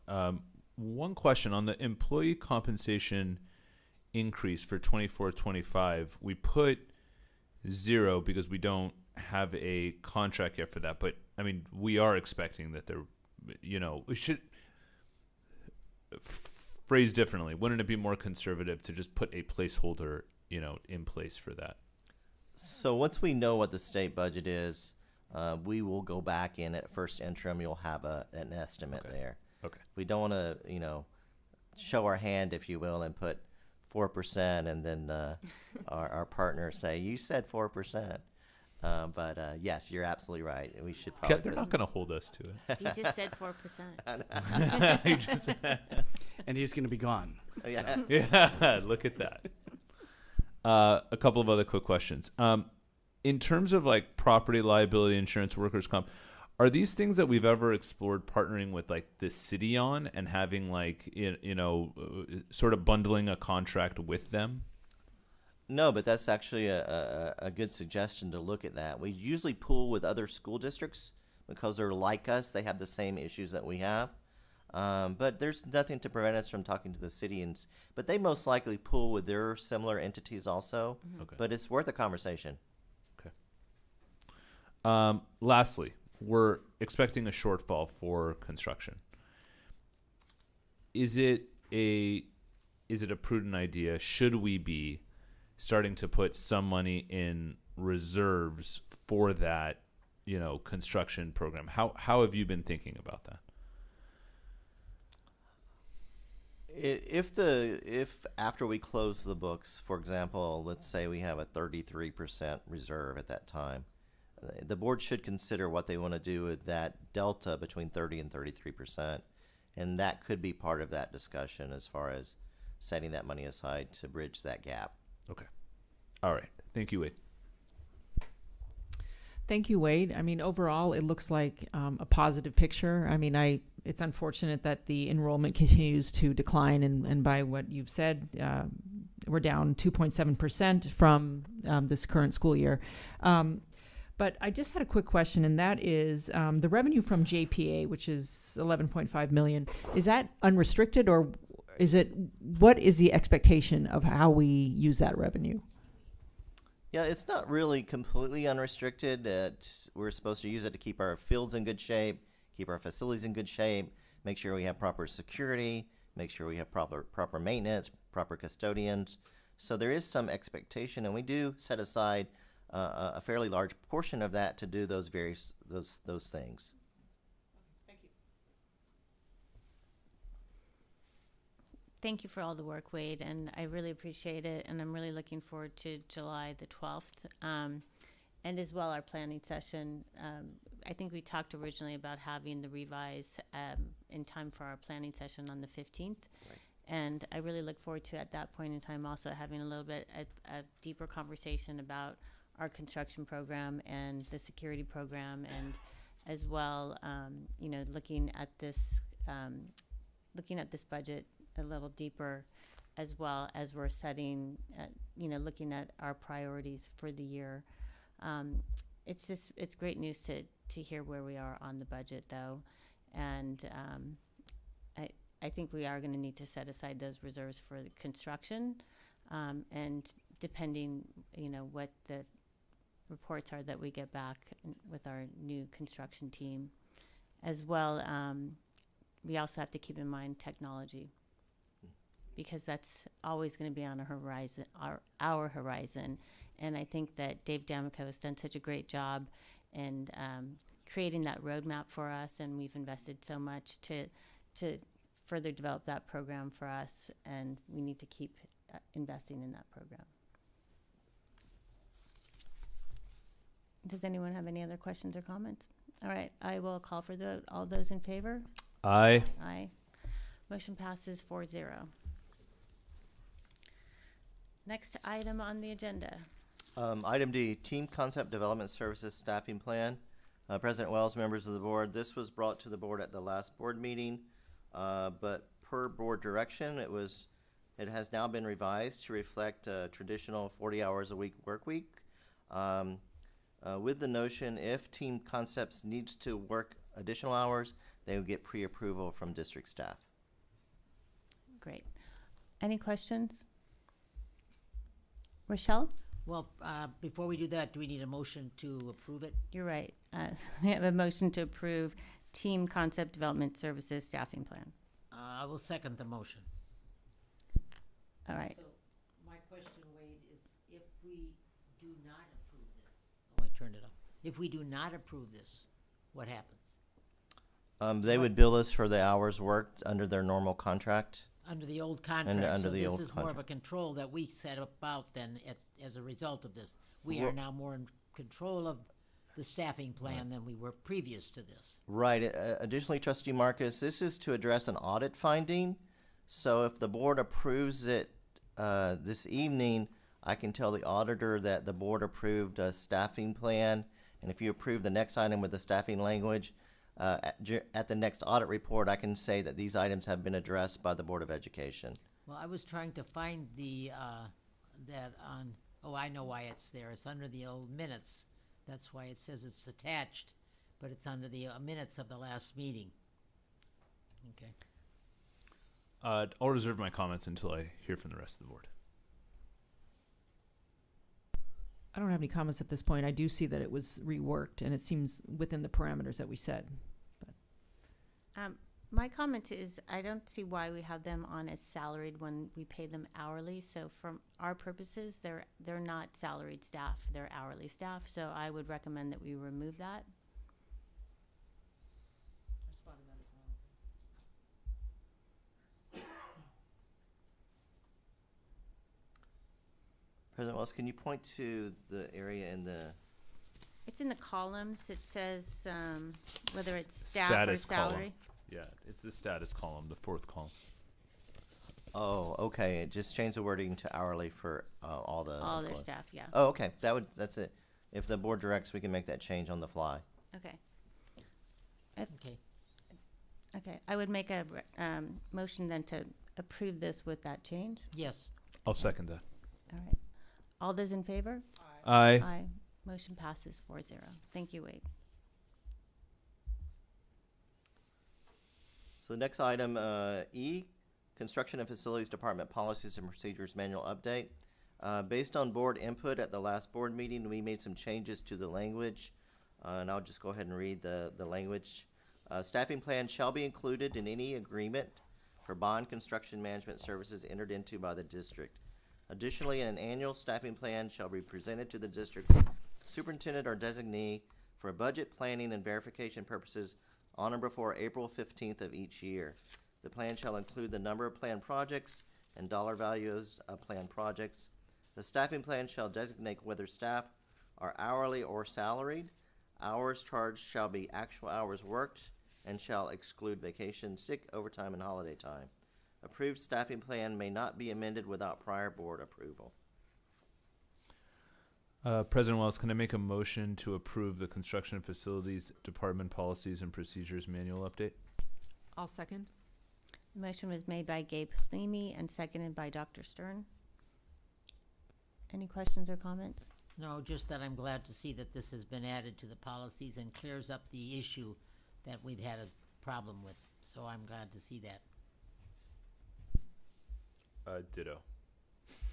I think it's great to have it on the Policies and Procedures Manual, but one thing I would say about the Policies and Procedures Manual, it's not just about adding these things to the Policies and Procedures Manual, it's actually about putting this to work, because we have many things in our Policies and Procedures Manual that don't actually get put to work. So it's great that we're following this and following the recommendations of the audit, but I would really ask all of us to make certain that we follow through with it and what that means in terms of the objective is to manage the cost of this of staffing. So that's my only comment. All right, I'll call for the vote. All those in favor? Aye. Aye. Motion passes 4-0. President Wells, members of the board, items F, G, H, I, J, and K are housekeeping resolutions that you see every year, and you may want to consider just taking them as a slate for approval. I will so move that we bundle them all together and approve them as one unit, and especially items F, through K, all in one. I'll second. I have a question on them. I did ask it previously. I know this is just a possibility. We may need them and we may not need them. Do you have any idea which ones we may need in terms of these resolutions?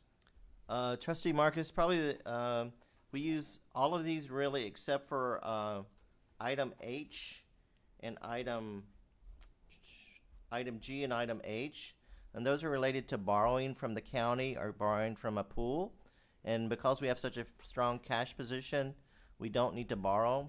But just in case, let's just say we don't get any of our property taxes in December and we needed to, then that would give us that ability. Right. But I the just rest of wanted the to ones make that we clear. the rest of the ones we use just to get the books closed and get us started for the next fiscal year. Thank you. I just wanted that out there for people to know that what the purpose was. Any other questions? I'll call for the vote. All those in favor? Aye. Aye. Motion passes 4-0. Thank you. Thank you, Wade. Appreciate the suggestion of lumping all those together. The next item is 12, technology. Good evening, everybody. Hello, Mr. D'Amico. Good to see you all. Good to see you. This is for. I meant to bring this to the last board meeting when we approved the other Manage Engine product, and I just accidentally left it off. So this is for the Manage Engine Event Log Analyzer. It's part of what we're using to help us have better analytics on who's on our system, what activities are happening, and what the outlier activities are that might pose a risk. So I'll read the rationale. The Manage Engine Event Log Analyzer will provide the IT department with a centralized server log system. Event Log Analyzer pulls data from all network equipment into a single pane of glass. This is a subscription. There's no equipment involved with this, and the annual fee for that is $6,970 IT general funds for fiscal year 22-23. I'll make a motion to approve the new agreement with Manage Engine Zoho Corporation. I'll second. The motion was made by Mrs. Marcus and seconded by Mr. Halimi. Any questions or comments? Is this something we used in the past, last year also, David? No, these are all the Manage Engine products, and the other product I brought. Some of the other products I brought at the last board meeting were part of our security strategic plan to just beef up our IT security now that we have, a server environment that we can support with software and that is up to date. So some of these things are new, and they are in the budget I shared with you. That estimated budget I shared with you, it was part of a line item where I reserved $45,000 for fiscal year 22-23. We were still putting together a slate of things that we needed, and so they're not spelled out in line items on that budget, but they're coming out of that money that I set aside for security for 22-23. Thank you. Hi, David. To thank you for bringing this to us. Just appreciative that we're doing this. Certainly from a cybersecurity standpoint, this is a best practice. So I'm glad to see it. Thanks. You're welcome. Hi, David. Thank you. Just so I can understand this more concretely, when you say event manager or like an outlier activity, what would be like an example of that? Because I'm trying to envision this. So when someone's trying to do bad stuff, they might try to penetrate our firewall or get access to our file servers or file shares, or even the servers that manage our printers or any other infrastructure that servers are responsible for.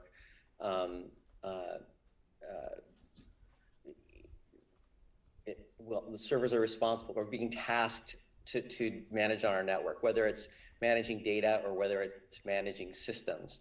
And so, there's lots and lots of transactions. Most of them are normal. They're kind of just, there's hundreds of them, in minutes. And so when you look at logs, you can't always see what what the outlier might be. And what this does is it allows us to see kind of categorically what's normal, what's kind of like a green, yellow, red, like what's just green, what's stuff that's normal, it's okay, what should we be paying attention to that might be a problem, and then is there anything that really is a problem?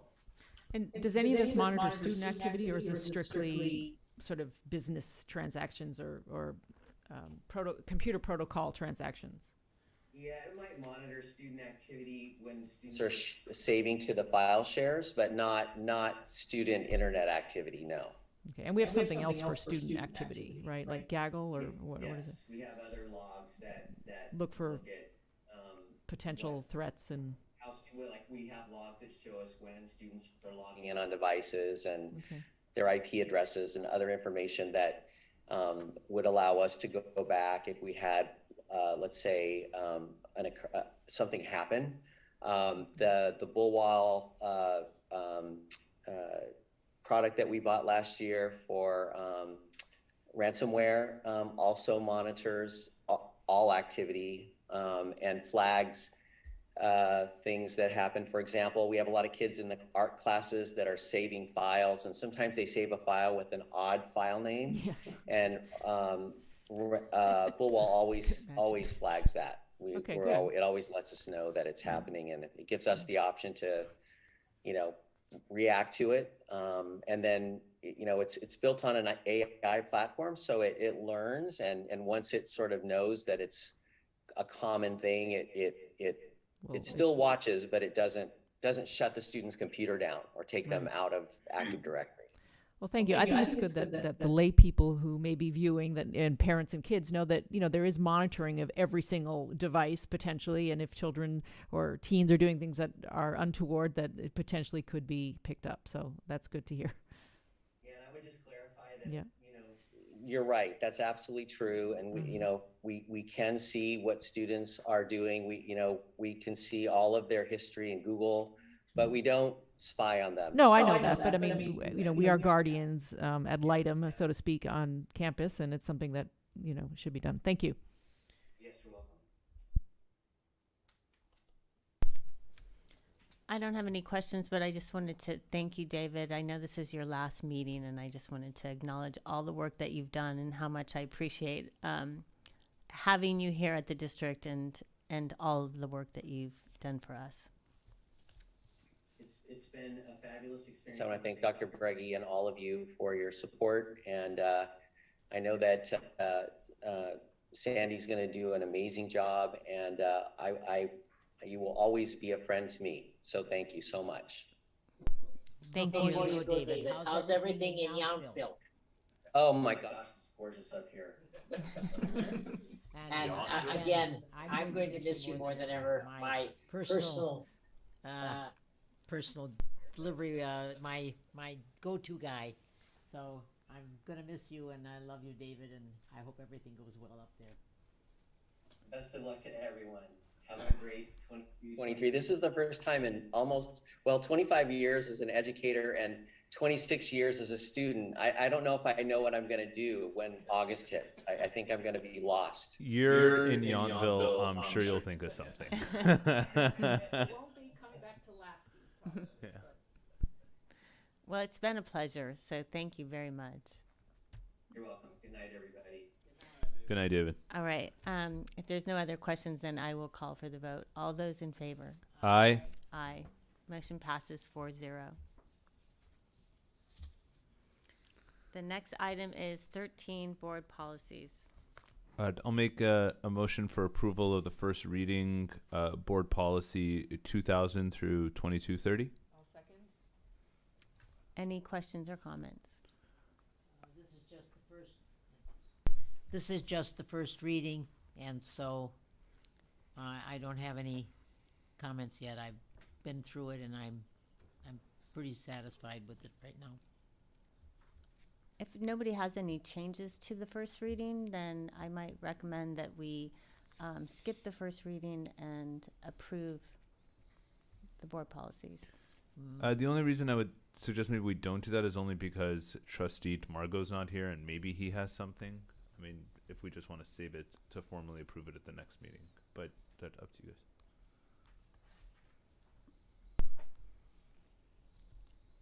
I don't have an issue with that.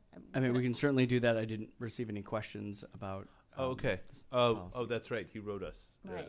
Okay. Yeah, actually, I don't, yeah, I think he would have mentioned it. I think Yeah. he's okay. Good. I think the only one that there was a difference is the one Right. near the Yes. other. Yes. Yeah. Yes, I think you're right. So do you want to amend your motion? Then I withdraw my comment. I'm good to proceed. Rochelle, do you want to amend your motion? I know, I didn't change. Who made the motion? To change your Oh, motion. Gabe, you oh, did. oh, did I make the motion? Yeah. So are we approving the second reading? I'm No, not I sure didn't. this I works. didn't approve your. Waive the first? Okay, and- so Waive the I will amend my motion to just make a motion to now waive the first reading of 2000 through 2230 And approve. and approve it as final. Yes. Is there a second? I'll second. Okay, all those in favor? Aye. Aye. Motion passes 4-0. I'll make a motion to approve the first reading of Board Bylaw 9320-B meetings and notices. Second the motion. Any questions or comments? Rochelle?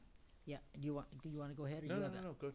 Okay, I'm just trying to draw one up. I am not happy with the discussion of what is the, this one there's not enough clarity for me.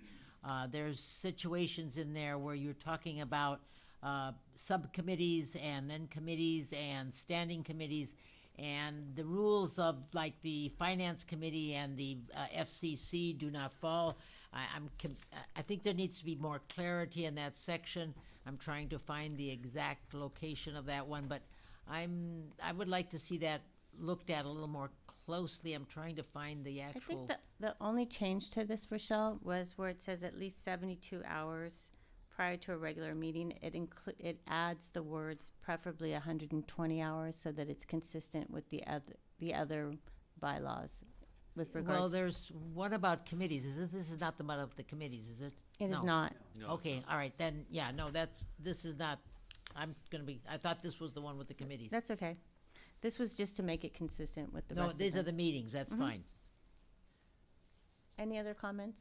Yeah, I wanted to just point out that under the section on the first page, regular meetings, we in fact don't always necessarily have the meetings on the second and fourth Tuesdays of the month. I note that in April, I think we had our meeting on April 5th, which was the first Tuesday of the month. Like, so we should just clarify if we're saying that we strive to regularly schedule them on the second and fourth I believe Tuesday. in September, we have, the meetings are not on the second and the fourth. Right. So it just happens with spring break and other holidays and stuff that come up. They're not always necessarily on the second and fourth. So I would suggest that we have language that just states that, something to that effect. We don't need to wordsmith here.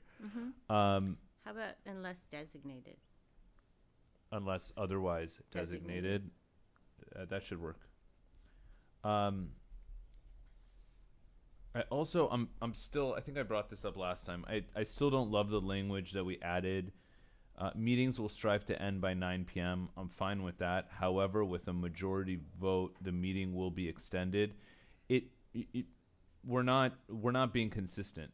If the meeting will necessarily end by 9 p.m. and the only way to extend it would be with a vote, that would be one thing. But we're saying we're just striving to end by 9 p.m. It's not clear whether you necessarily have to take a vote to extend the meeting or not. So I just want to be clear about that, so we don't, we don't run into a situation in the future.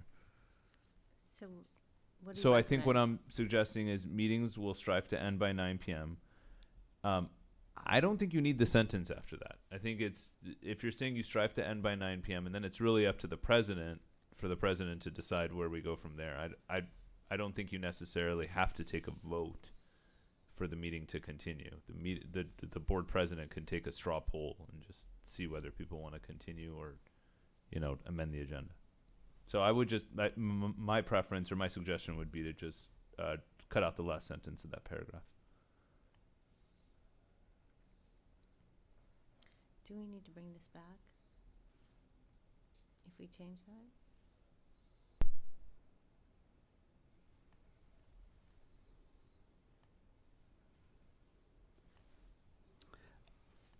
I don't think necessarily. I think we can. That's one. Those are two small changes that don't significantly change an action item. So Right. I think that we could, Dismiss the first reading. Yeah. Mm-hmm. I would have no objection to that. Can I make one more comment? Sure. The paragraph after that, at least 72 hours, preferably 120. I think you should add the word but preferably 120 hours. Is that I mean someone probably knows better than me the proper. Or ideally. Yeah, but ideally 120 hours. Something to that Mm-hmm. effect. Okay. Or as early as. Well, I don't think it's as early as. I think we would welcome, but getting it 200 hours before. I mean, I don't. No. Dr. Breggy. Not funny. That's semantics, but I No, don't I'm know just- that. So can we make this change and approve it, or do you have to bring it back? No, I mean these are very small changes. We can Okay, just make a motion to approve. with approval. Why are you reading that? At least 72 hours, But ideally, But ideally 120 hours. Yeah, Great. I'm comfortable with that. So should I? ideally. So should I amend my motion? Yes. I don't. Sorry, we're going too quick. I don't have anything further. Those are my comments. So I think you need to amend your motion, So I'll amend my motion to waive the first reading of bylaw 9320-B meetings and notices and approve what we have in front of us with the suggestions that I've made as final. perfect. I'm sorry, may I make a comment? I know I'm not supposed to, but just, this made me think of something that had to do with the changes to the public comments from the community. If public comments that are not related to specific agenda points are going to be at the end of the meeting, Right. and yet you're saying we're probably gonna cut off at 9, then there may be some parents who are, or community members who are coming to speak about something, who are waiting for their turn at the end of the meeting, and then not get a chance to speak. So maybe you'd want to see how those two issues fit together. right, I think that's when we'd have to take that vote. About, What? I'm sorry, I'm not following. if the meeting was extending long, we'd have to decide. We have a sense of how many comments we have at the beginning of the meeting, so we could decide at the beginning of the meeting or when, at that point in time. We, in another one of the bylaws, it says at 8:30, we determine where we are in the meeting, and then we decide if we're going to take a vote to extend beyond. But at the beginning of the meeting, we typically have an idea of how many public comment we have, how much public comment we have, because we get those public comments in advance. So we'll have that sense at the beginning of the meeting where we can determine if we're going to extend. I would also just add, as we did tonight, we move things around on the agenda, depending on who's here and presenting and how it makes sense. But I think it's a good point, Michal. Yeah, Thanks. it's a good point. Thank you. Was there a second for my motion? There was a second. Okay. Rochelle, I think you were the second, so I think you have to withdraw. First you have to withdraw, and then you have to amend. I move to withdraw my motion. I will withdraw my motion. And then you can, or amend. To How approve do you the wanna do it? first reading. You made a motion, she seconded. Now you're gonna amend. Then she can second, I think. So I already made the motion, so Okay, then she needs she a just needs a second. I withdrew the motion, or I approve the addition of this, to withdraw the second. approval of the first reading of the motion. And The second. approve, And I approve the motion for the reading of to be the second reading, to oversee or pass the first reading with the changes. with the changes, correct? Okay. All those in favor? Aye. Aye. Motion passes 4-0. The next item, I will make a motion to approve the first reading of Board Bylaw 9124B, attorney. I'll second. Okay, this is the one that I have an issue with. okay. The problem is that we have, it set for subcommittees and things like that. This one's attorney, Oh, Rochelle. I'm sorry. It's this is 9124. 9124B. 9124B. Yes, that's 9120 committees. 91. 9130 is committee. Yeah, 9130. We're on 9124. Board committees. Attorney. We're specifically on to 9124B. That's not the one that came up with me. Just a minute. Approval of first reading bylaw 9130B board committees. No. I have, oh No, wait, no, scroll oh, I'm sorry, we're But doing that's the the one. attorney one first. Okay, I'm sorry. I'm sorry. That's okay. Um, Did you, but do you I have any- didn't make, let me make a motion. Did somebody make a motion? You already made the seconded Okay, it was already? it seconded? You Okay. seconded You it. Okay, I thought that was the one on the committees. I'm sorry, I missed it. Do you still want to second this one? Yes, I will second it. Do you have any questions on it? No, I do not. Okay. Gabe, did you? well, I'll note, Trustee Margot sent us an email before the meeting, just saying, and I'll quote, the board member should not be given carte blanche to speak with counsel. If counsel was on a monthly retainer, there wouldn't be an issue with this. Since they bill hourly, this precedent could run up legal expenses without board knowledge. I still maintain that the superintendent should always be notified when board members wish to address counsel directly. So that was our colleague's comment. Sorry, I'm just pulling this back up. Sorry, I have to pull up the attachment again. 1 second. Okay. So the only part in question is whether the board president may confer with district legal counsel on behalf of the board, and when possible will inform the superintendent and board at that time.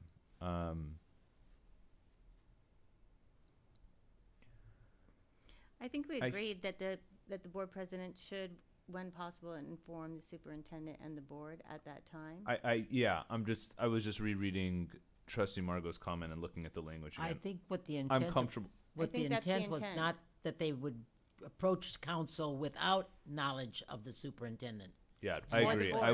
I was just rereading the language Right, I think to that's make what- sure that I'm comfortable with it, and I am Right, I think that's the intent of comfortable this. with as drafted. Yeah. I think this language agrees with that. Yeah. I think it's consistent with what Trustee Margot was So getting. what at. are I we agree. putting in there then? Let's clarify It so says the we know board what we're president adding. may confer with the district council, with district legal counsel on behalf of the board, and when possible, will inform the superintendent and the board at that time. Because there may be a situation where they can't reach them and they need to. Well, I think the question is, when possible, should they give notice to the superintendent and the board ahead of time? Right. Right. That is the right. distinction. That's the question. That's the distinction. Yeah.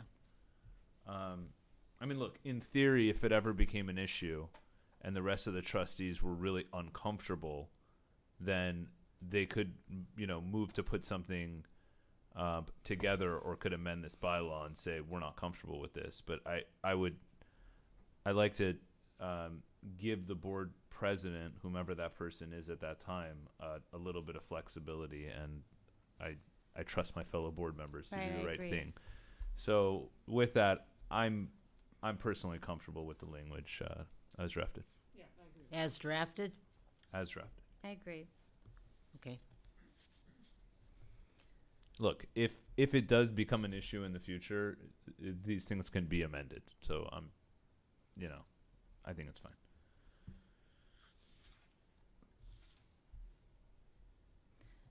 Okay, I'll call for the vote. Did you? Oh, I'm sorry. I have to amend the motion. Okay. Yes. I'd like to amend my motion to waive the first reading of bylaw 91 excuse me. I'd like to amend my motion for the first reading of bylaw 9124B, attorney, and approve bylaw 9124B, attorney, as presented as final. I think, Michelle has to second that. yeah, I think you have to second it. I Rochelle. second. Okay. Okay, all those in favor? Aye. Aye. Motion passes 4-0. I'd like to make a motion to approve the first reading of Board Bylaw 9130B Board Committees. I'll second. And I think Ms. Marcus has Ms. Marcus, something to I talk think, about. has an issue on this one. That I think needs clarity completely. I'm confused by the fact that we have, there's no mention of the finance committee and the FCC in this, and that they operate under a little bit different type of bylaw, and I don't think that this is taken into effect in this particular bylaw. I know that there are the rules and regulations for the other committees listed with the other committees, but I think that there should be something in this particular one that addresses that also, because I think it's missing. So, I really- what is it that I just you- want to make sure I understand. So are you saying, oh, sorry. No, you go ahead. So are you saying you would like this bylaw to specifically list all of the standing board committees Well, that we have? Or that it points out that there are particular committees that don't fit because they're called committees. There's Finance Committee, Facilities and Construction Committee, which do not fall in this category at all, and they have their own set of bylaws, so to speak. So, I mean, I'm just saying that there's... What part are you? Can you point out what part you're talking about that those committees you just named wouldn't apply to this bylaw? For example, like the CBO, not the CBOC. The CBOC is a different committee also, but we had the Return to Learn, we had the Focus One, and those types of committees, which would fall in this jurisdiction. And So, then we, and Mrs. Marcus, it wouldn't fall in this jurisdiction because these are governing board established committees, and like a future focused schools team would be a superintendent's committee. Or there are ad hoc committees that could be formed for different purposes. okay, but where are you putting the Finance Committee? I think if you look at the first paragraph where it says, at the end of the first paragraph where it says such committees may be subcommittees of the board, or committees that include board members of the committee, staff, or other stakeholder groups. So the finance. I'm looking at the new one. Are you looking at the new one? Yeah. Yes, so the finance committee and the facilities and construction committee would be considered a board subcommittee. Where do I don't see The which first one? paragraph, Where, under what? the very first paragraph, the last sentence. It says no The- appointee. The second to last. I'm sorry, second to sentence. last The second sentence. one. I'm sorry, okay. Such committees. Such committees may be subcommittees of the board, or committees that include members of the committee, community, staff, or other stakeholder groups.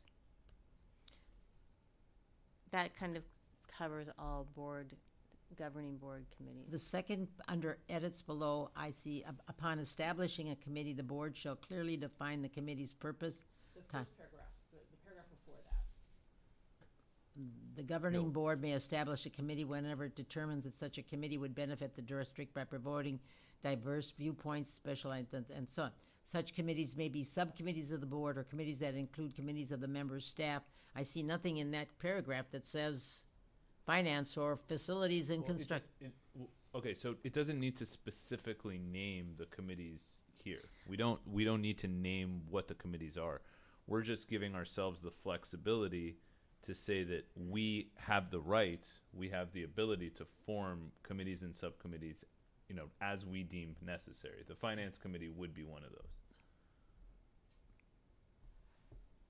Are you more comfortable if it says such committees, e.g. the finance? That they have their own sets of bylaws and the ways that they're hired and so on. And this one says that this could be appointed by the superintendent or the president, but that's not the way those committees are selected. We're not saying that that's the only way to do it. I understand, but I what I'm saying is that I'm not happy with the way it is. You want it to be more clear.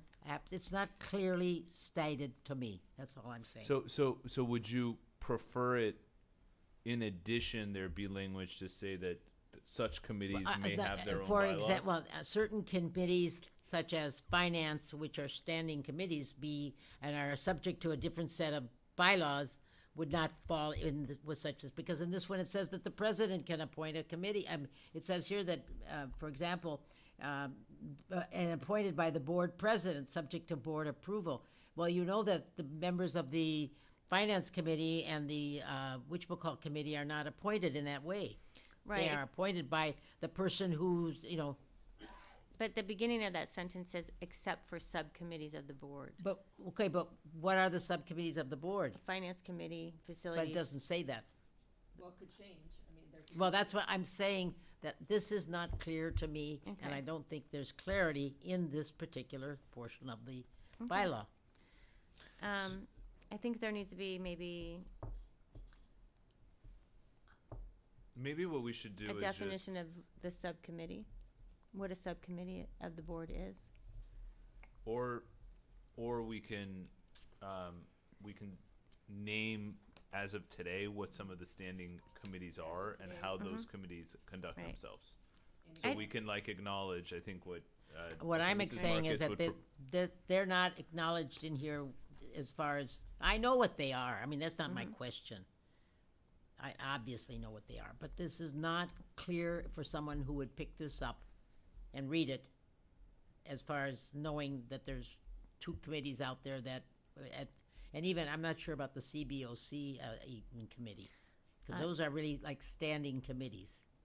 So I'm That's not a- good with that's not that a adding a board little more subcommittee. language to make you comfortable, but I just wanted to know, this is just meant to be the general policy, like the board has the right to be able to do these things, but we're not typically going into the level of specificity in the bylaw itself to say this is specifically how we're conducting ourselves today. We can do that.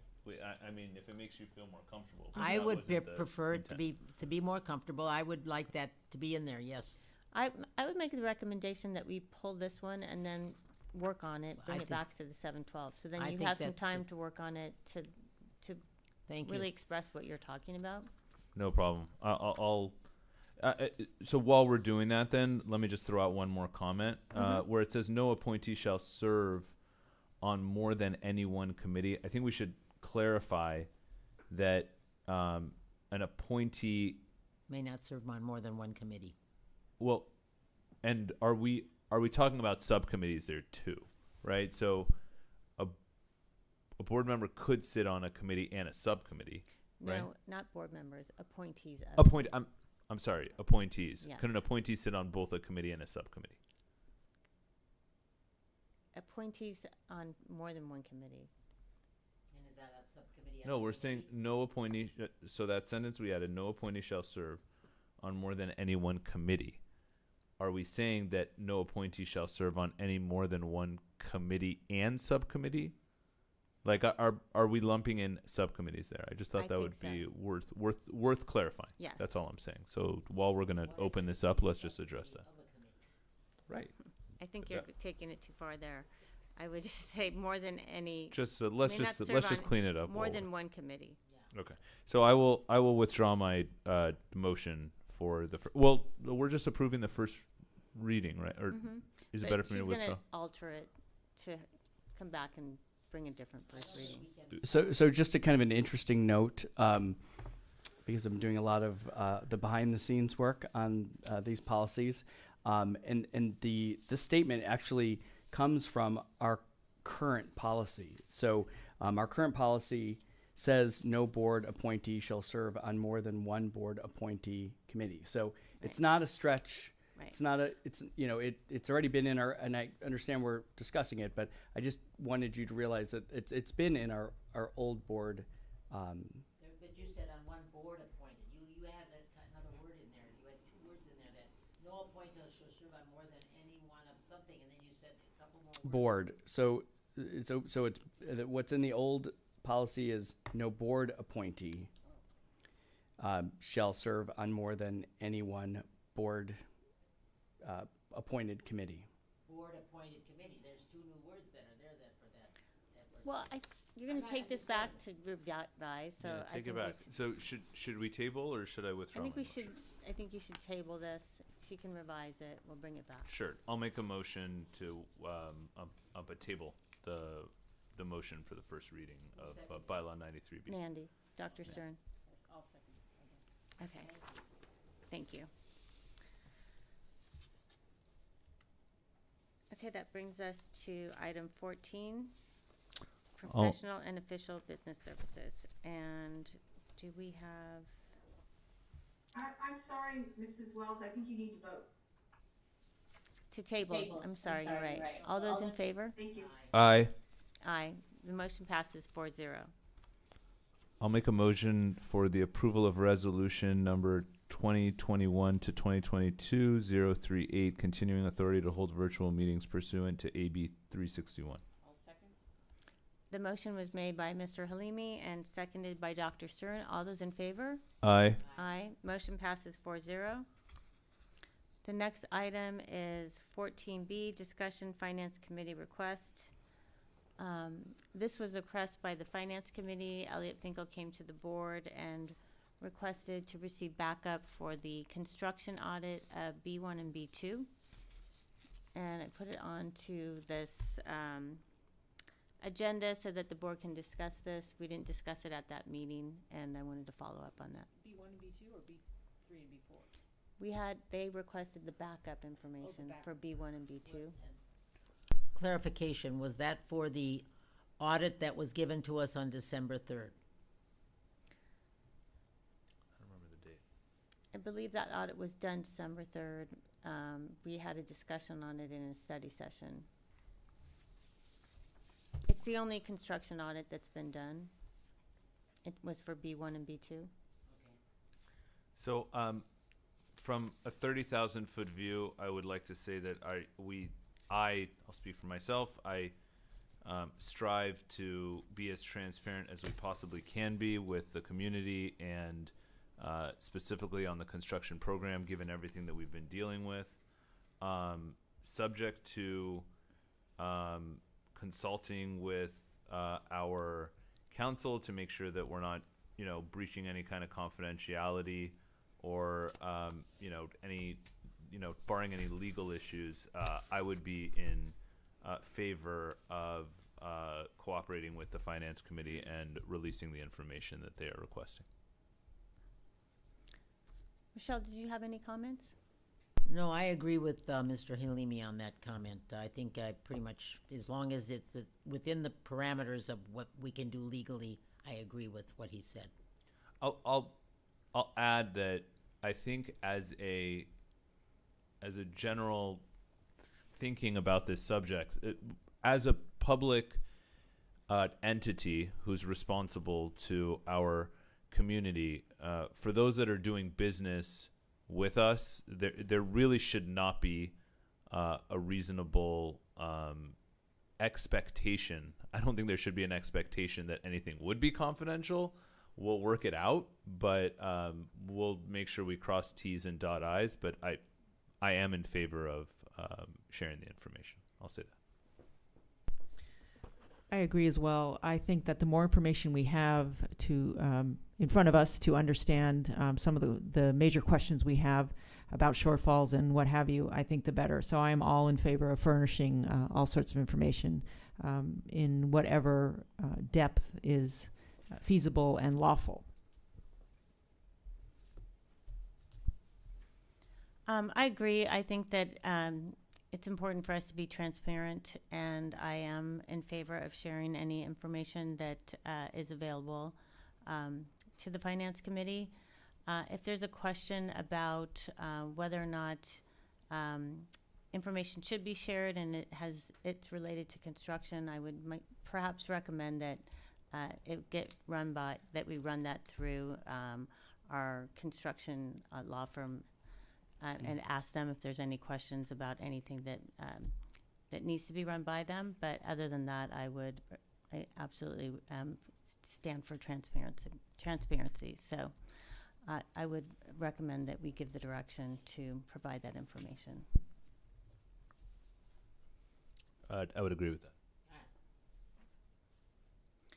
So, all right, then I guess in summary, then I would say that we would like to give direction to give the Finance Committee the backup information they've requested, and if there's any question, to run any questions through PKEC. All right, thank you so much. The next item on the agenda is 14C, discussion of recording committee meetings. Can I ask why this was brought up? Because as far as I know, all committee meetings are recorded, and then they are uploaded by Dr. Briggy or whoever's chairing the meeting. I know that they're recorded and then they're uploaded, so I don't know why this was brought up for discussion unless there was an issue of one recently. I think there was one or more recently, because this is also something that I've gotten emails about from members of the community. Right. Yeah, and just for clarification, though, I do not upload these, this material or the minutes or recordings. And I think Wade can speak to it, but my understanding is, prior to COVID, we didn't record like the CBOC meeting and all of these other meetings. And as groups are coming back to having in-person meetings, I think my understanding is that the CBOC had an in-person meeting, so they didn't record because they went back to being all in person. So there's been a request, can we have these meetings continue to be recorded? I think at the moment, as I recall, and I was at that meeting, they were not prepared to record it. I think that was an issue. I'm not sure, but I think that was. That's why we have Wade. President Wells, members of the board, as I'm the liaison for the district for many of these committees, you're absolutely right. Prior to COVID, these committees were in person. The community would come to the meetings. We would actually have an audio recording of the meeting, and that was both for us, for staff to take minutes, and it could be viewed or listened to by the press or whomever after the fact. During COVID, of course, we all went to Zoom, which made it great, and it was so simple. We would just record the meeting in Zoom, and then we'd upload it to the district website. It wasn't live per se, because we don't have that technology to broadcast live unless we're in this great facility. But when we'd have those meetings at the district office, we would record them on Zoom and then, of course, upload them to the district website.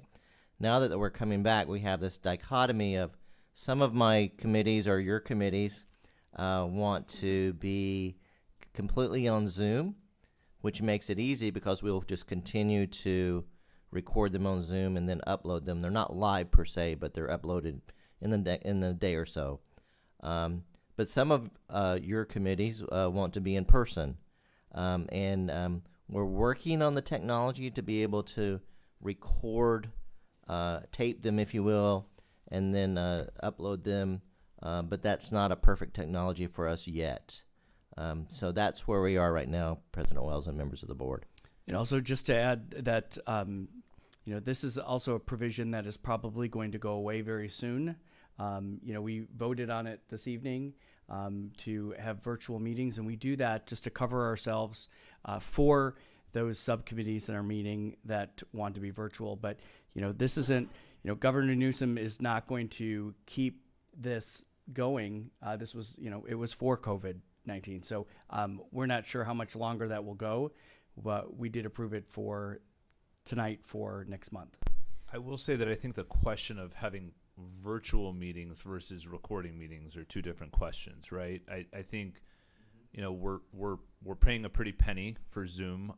Either way, we just approved that contract, I think, at the last board meeting, and we also just tabled the bylaw for committees, and we could easily add in there something to the effect that we expect that all committee meetings would be recorded if we did decide to do that here. But so my preference would be, just on the discussion of this topic, would be that we make those Zoom licenses available to our committee members, and whether or not they're meeting in person or virtual, someone just open up Zoom, record, and at some point we upload the committee meeting, just in the interest of transparency with the community. I don't know why we wouldn't do that. So that would be my preference, to have the meetings recorded, and we have a mechanism to do that through Zoom, whether they're virtual or in person. Someone could open up Zoom and record it. So I think it's a good idea.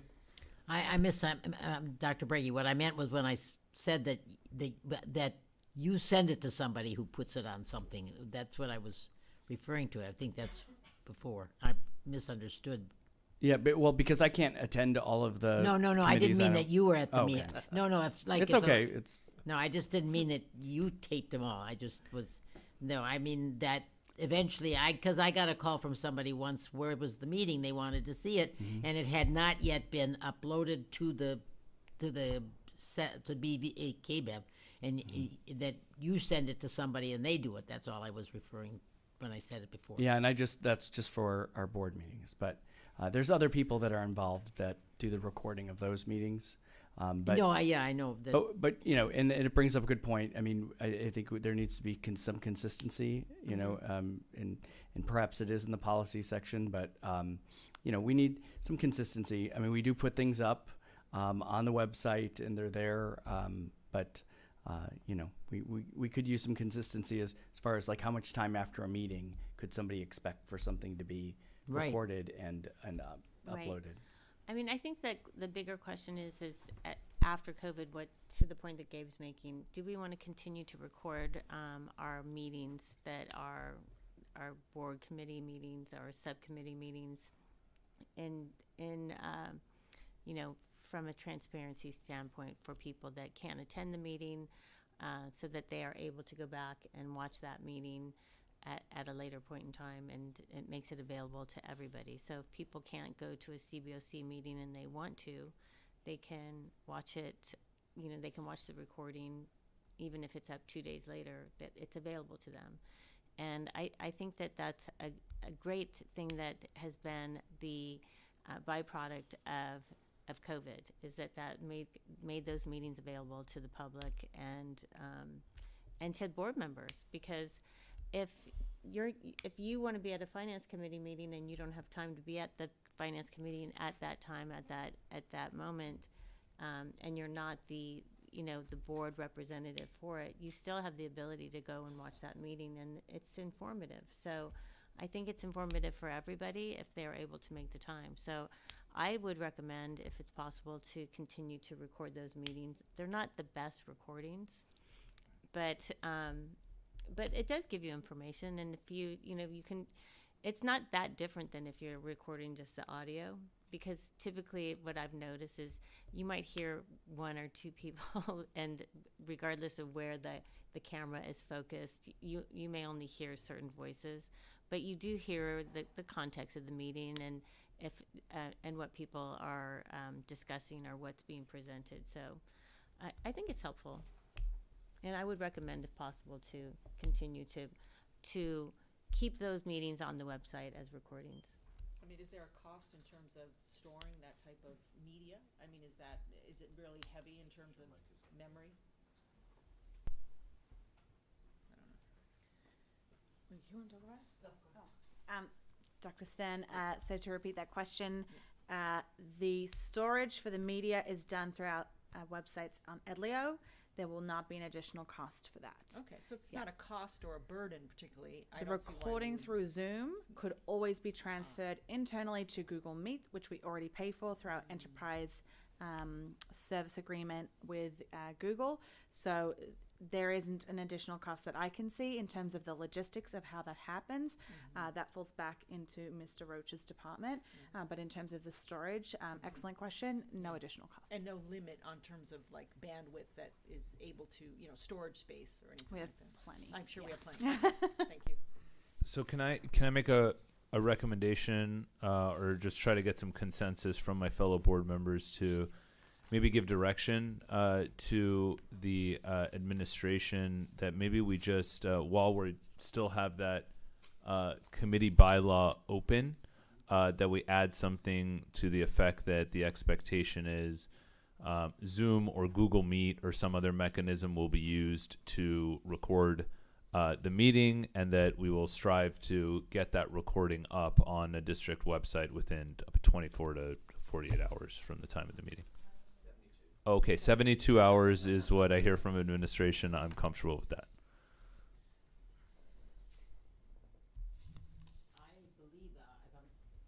I believe, if I'm not mistaken, on the Beverly Hills website there, where it says you can watch meetings after the fact. So it's already there that you should be able to see the meetings, which is what I believe Gabe was referring to, if I'm not mistaken. The board meetings, yes, and if you go under like on the website through like business and finance, that's where you can find where, like, for example, CBOC meetings are, their agendas, their minutes, their recordings. Yep.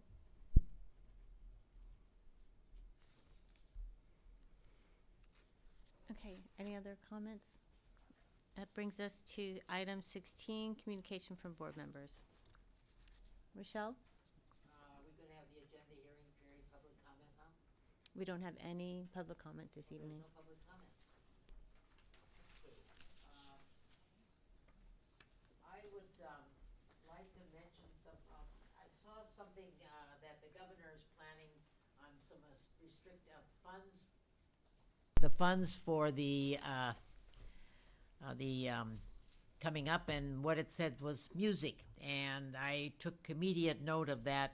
There's going to be music, because I have to tell you about something that I attended. I attended the Warner Avenue, and this plays into the whole thing. Warner Avenue, what they called promotion in 5th grade was the Warner Avenue culmination. They called it culmination. And it was particularly interesting that it was a total student participation. They sang, they read poems, they did all kinds of things. They came out. It was really wonderful. And I was thinking about that because I remember attending the Hawthorne promotion. And at that promotion, the kids, some of the students were taught to play the ukulele. Now, I thought when I saw that was just delightful. The kids were playing the ukulele, and the kids and the rest of the kids were singing the song. And that just made me feel so good, like that there was kids playing instruments. Now, I know we used to have instrumental music of some sort in the elementary school, but somehow that has taken a departure. And I have to tell you, the music is one of the most wonderful things for kids to learn to do at a very early age. And I am hoping that somehow, somewhere, with this money that's coming back, from where I don't know, from the governor, and it's got music, I saw music, and on top of which it would be a pathway, again, another pathway to get more kids to learn instruments going into 6th grade from the elementary school. I mean, I think that that's one area where we could improve our enrollment in the music classes. I love that idea.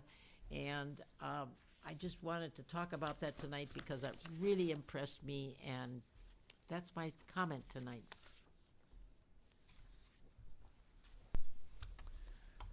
I have a few comments. One, I just wanted to say again how proud I am of this board, the administration, our community, the CBOC, like everyone that's just been working together on getting this ball rolling, on making the pivots that we're making in our construction program. I really feel good about it. So thank you to the to Dr. Breggy, Wade, everyone that's worked so hard to really take the reins of this program. Feels really good. I do also think it was very poetic that right after the CBOC presentation, we're approving the RFPs. Like it's, feels good. I wanted to say hi to Alex, sitting back there. We're looking forward to having you up here soon.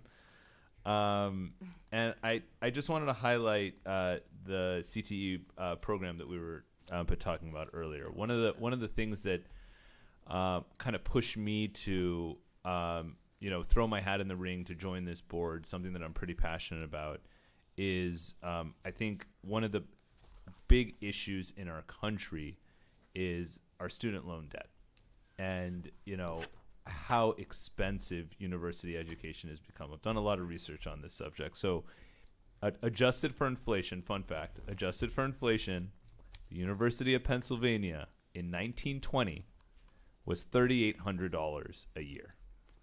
Adjusted for inflation today, it's over $60,000. So let's just like look at that, right?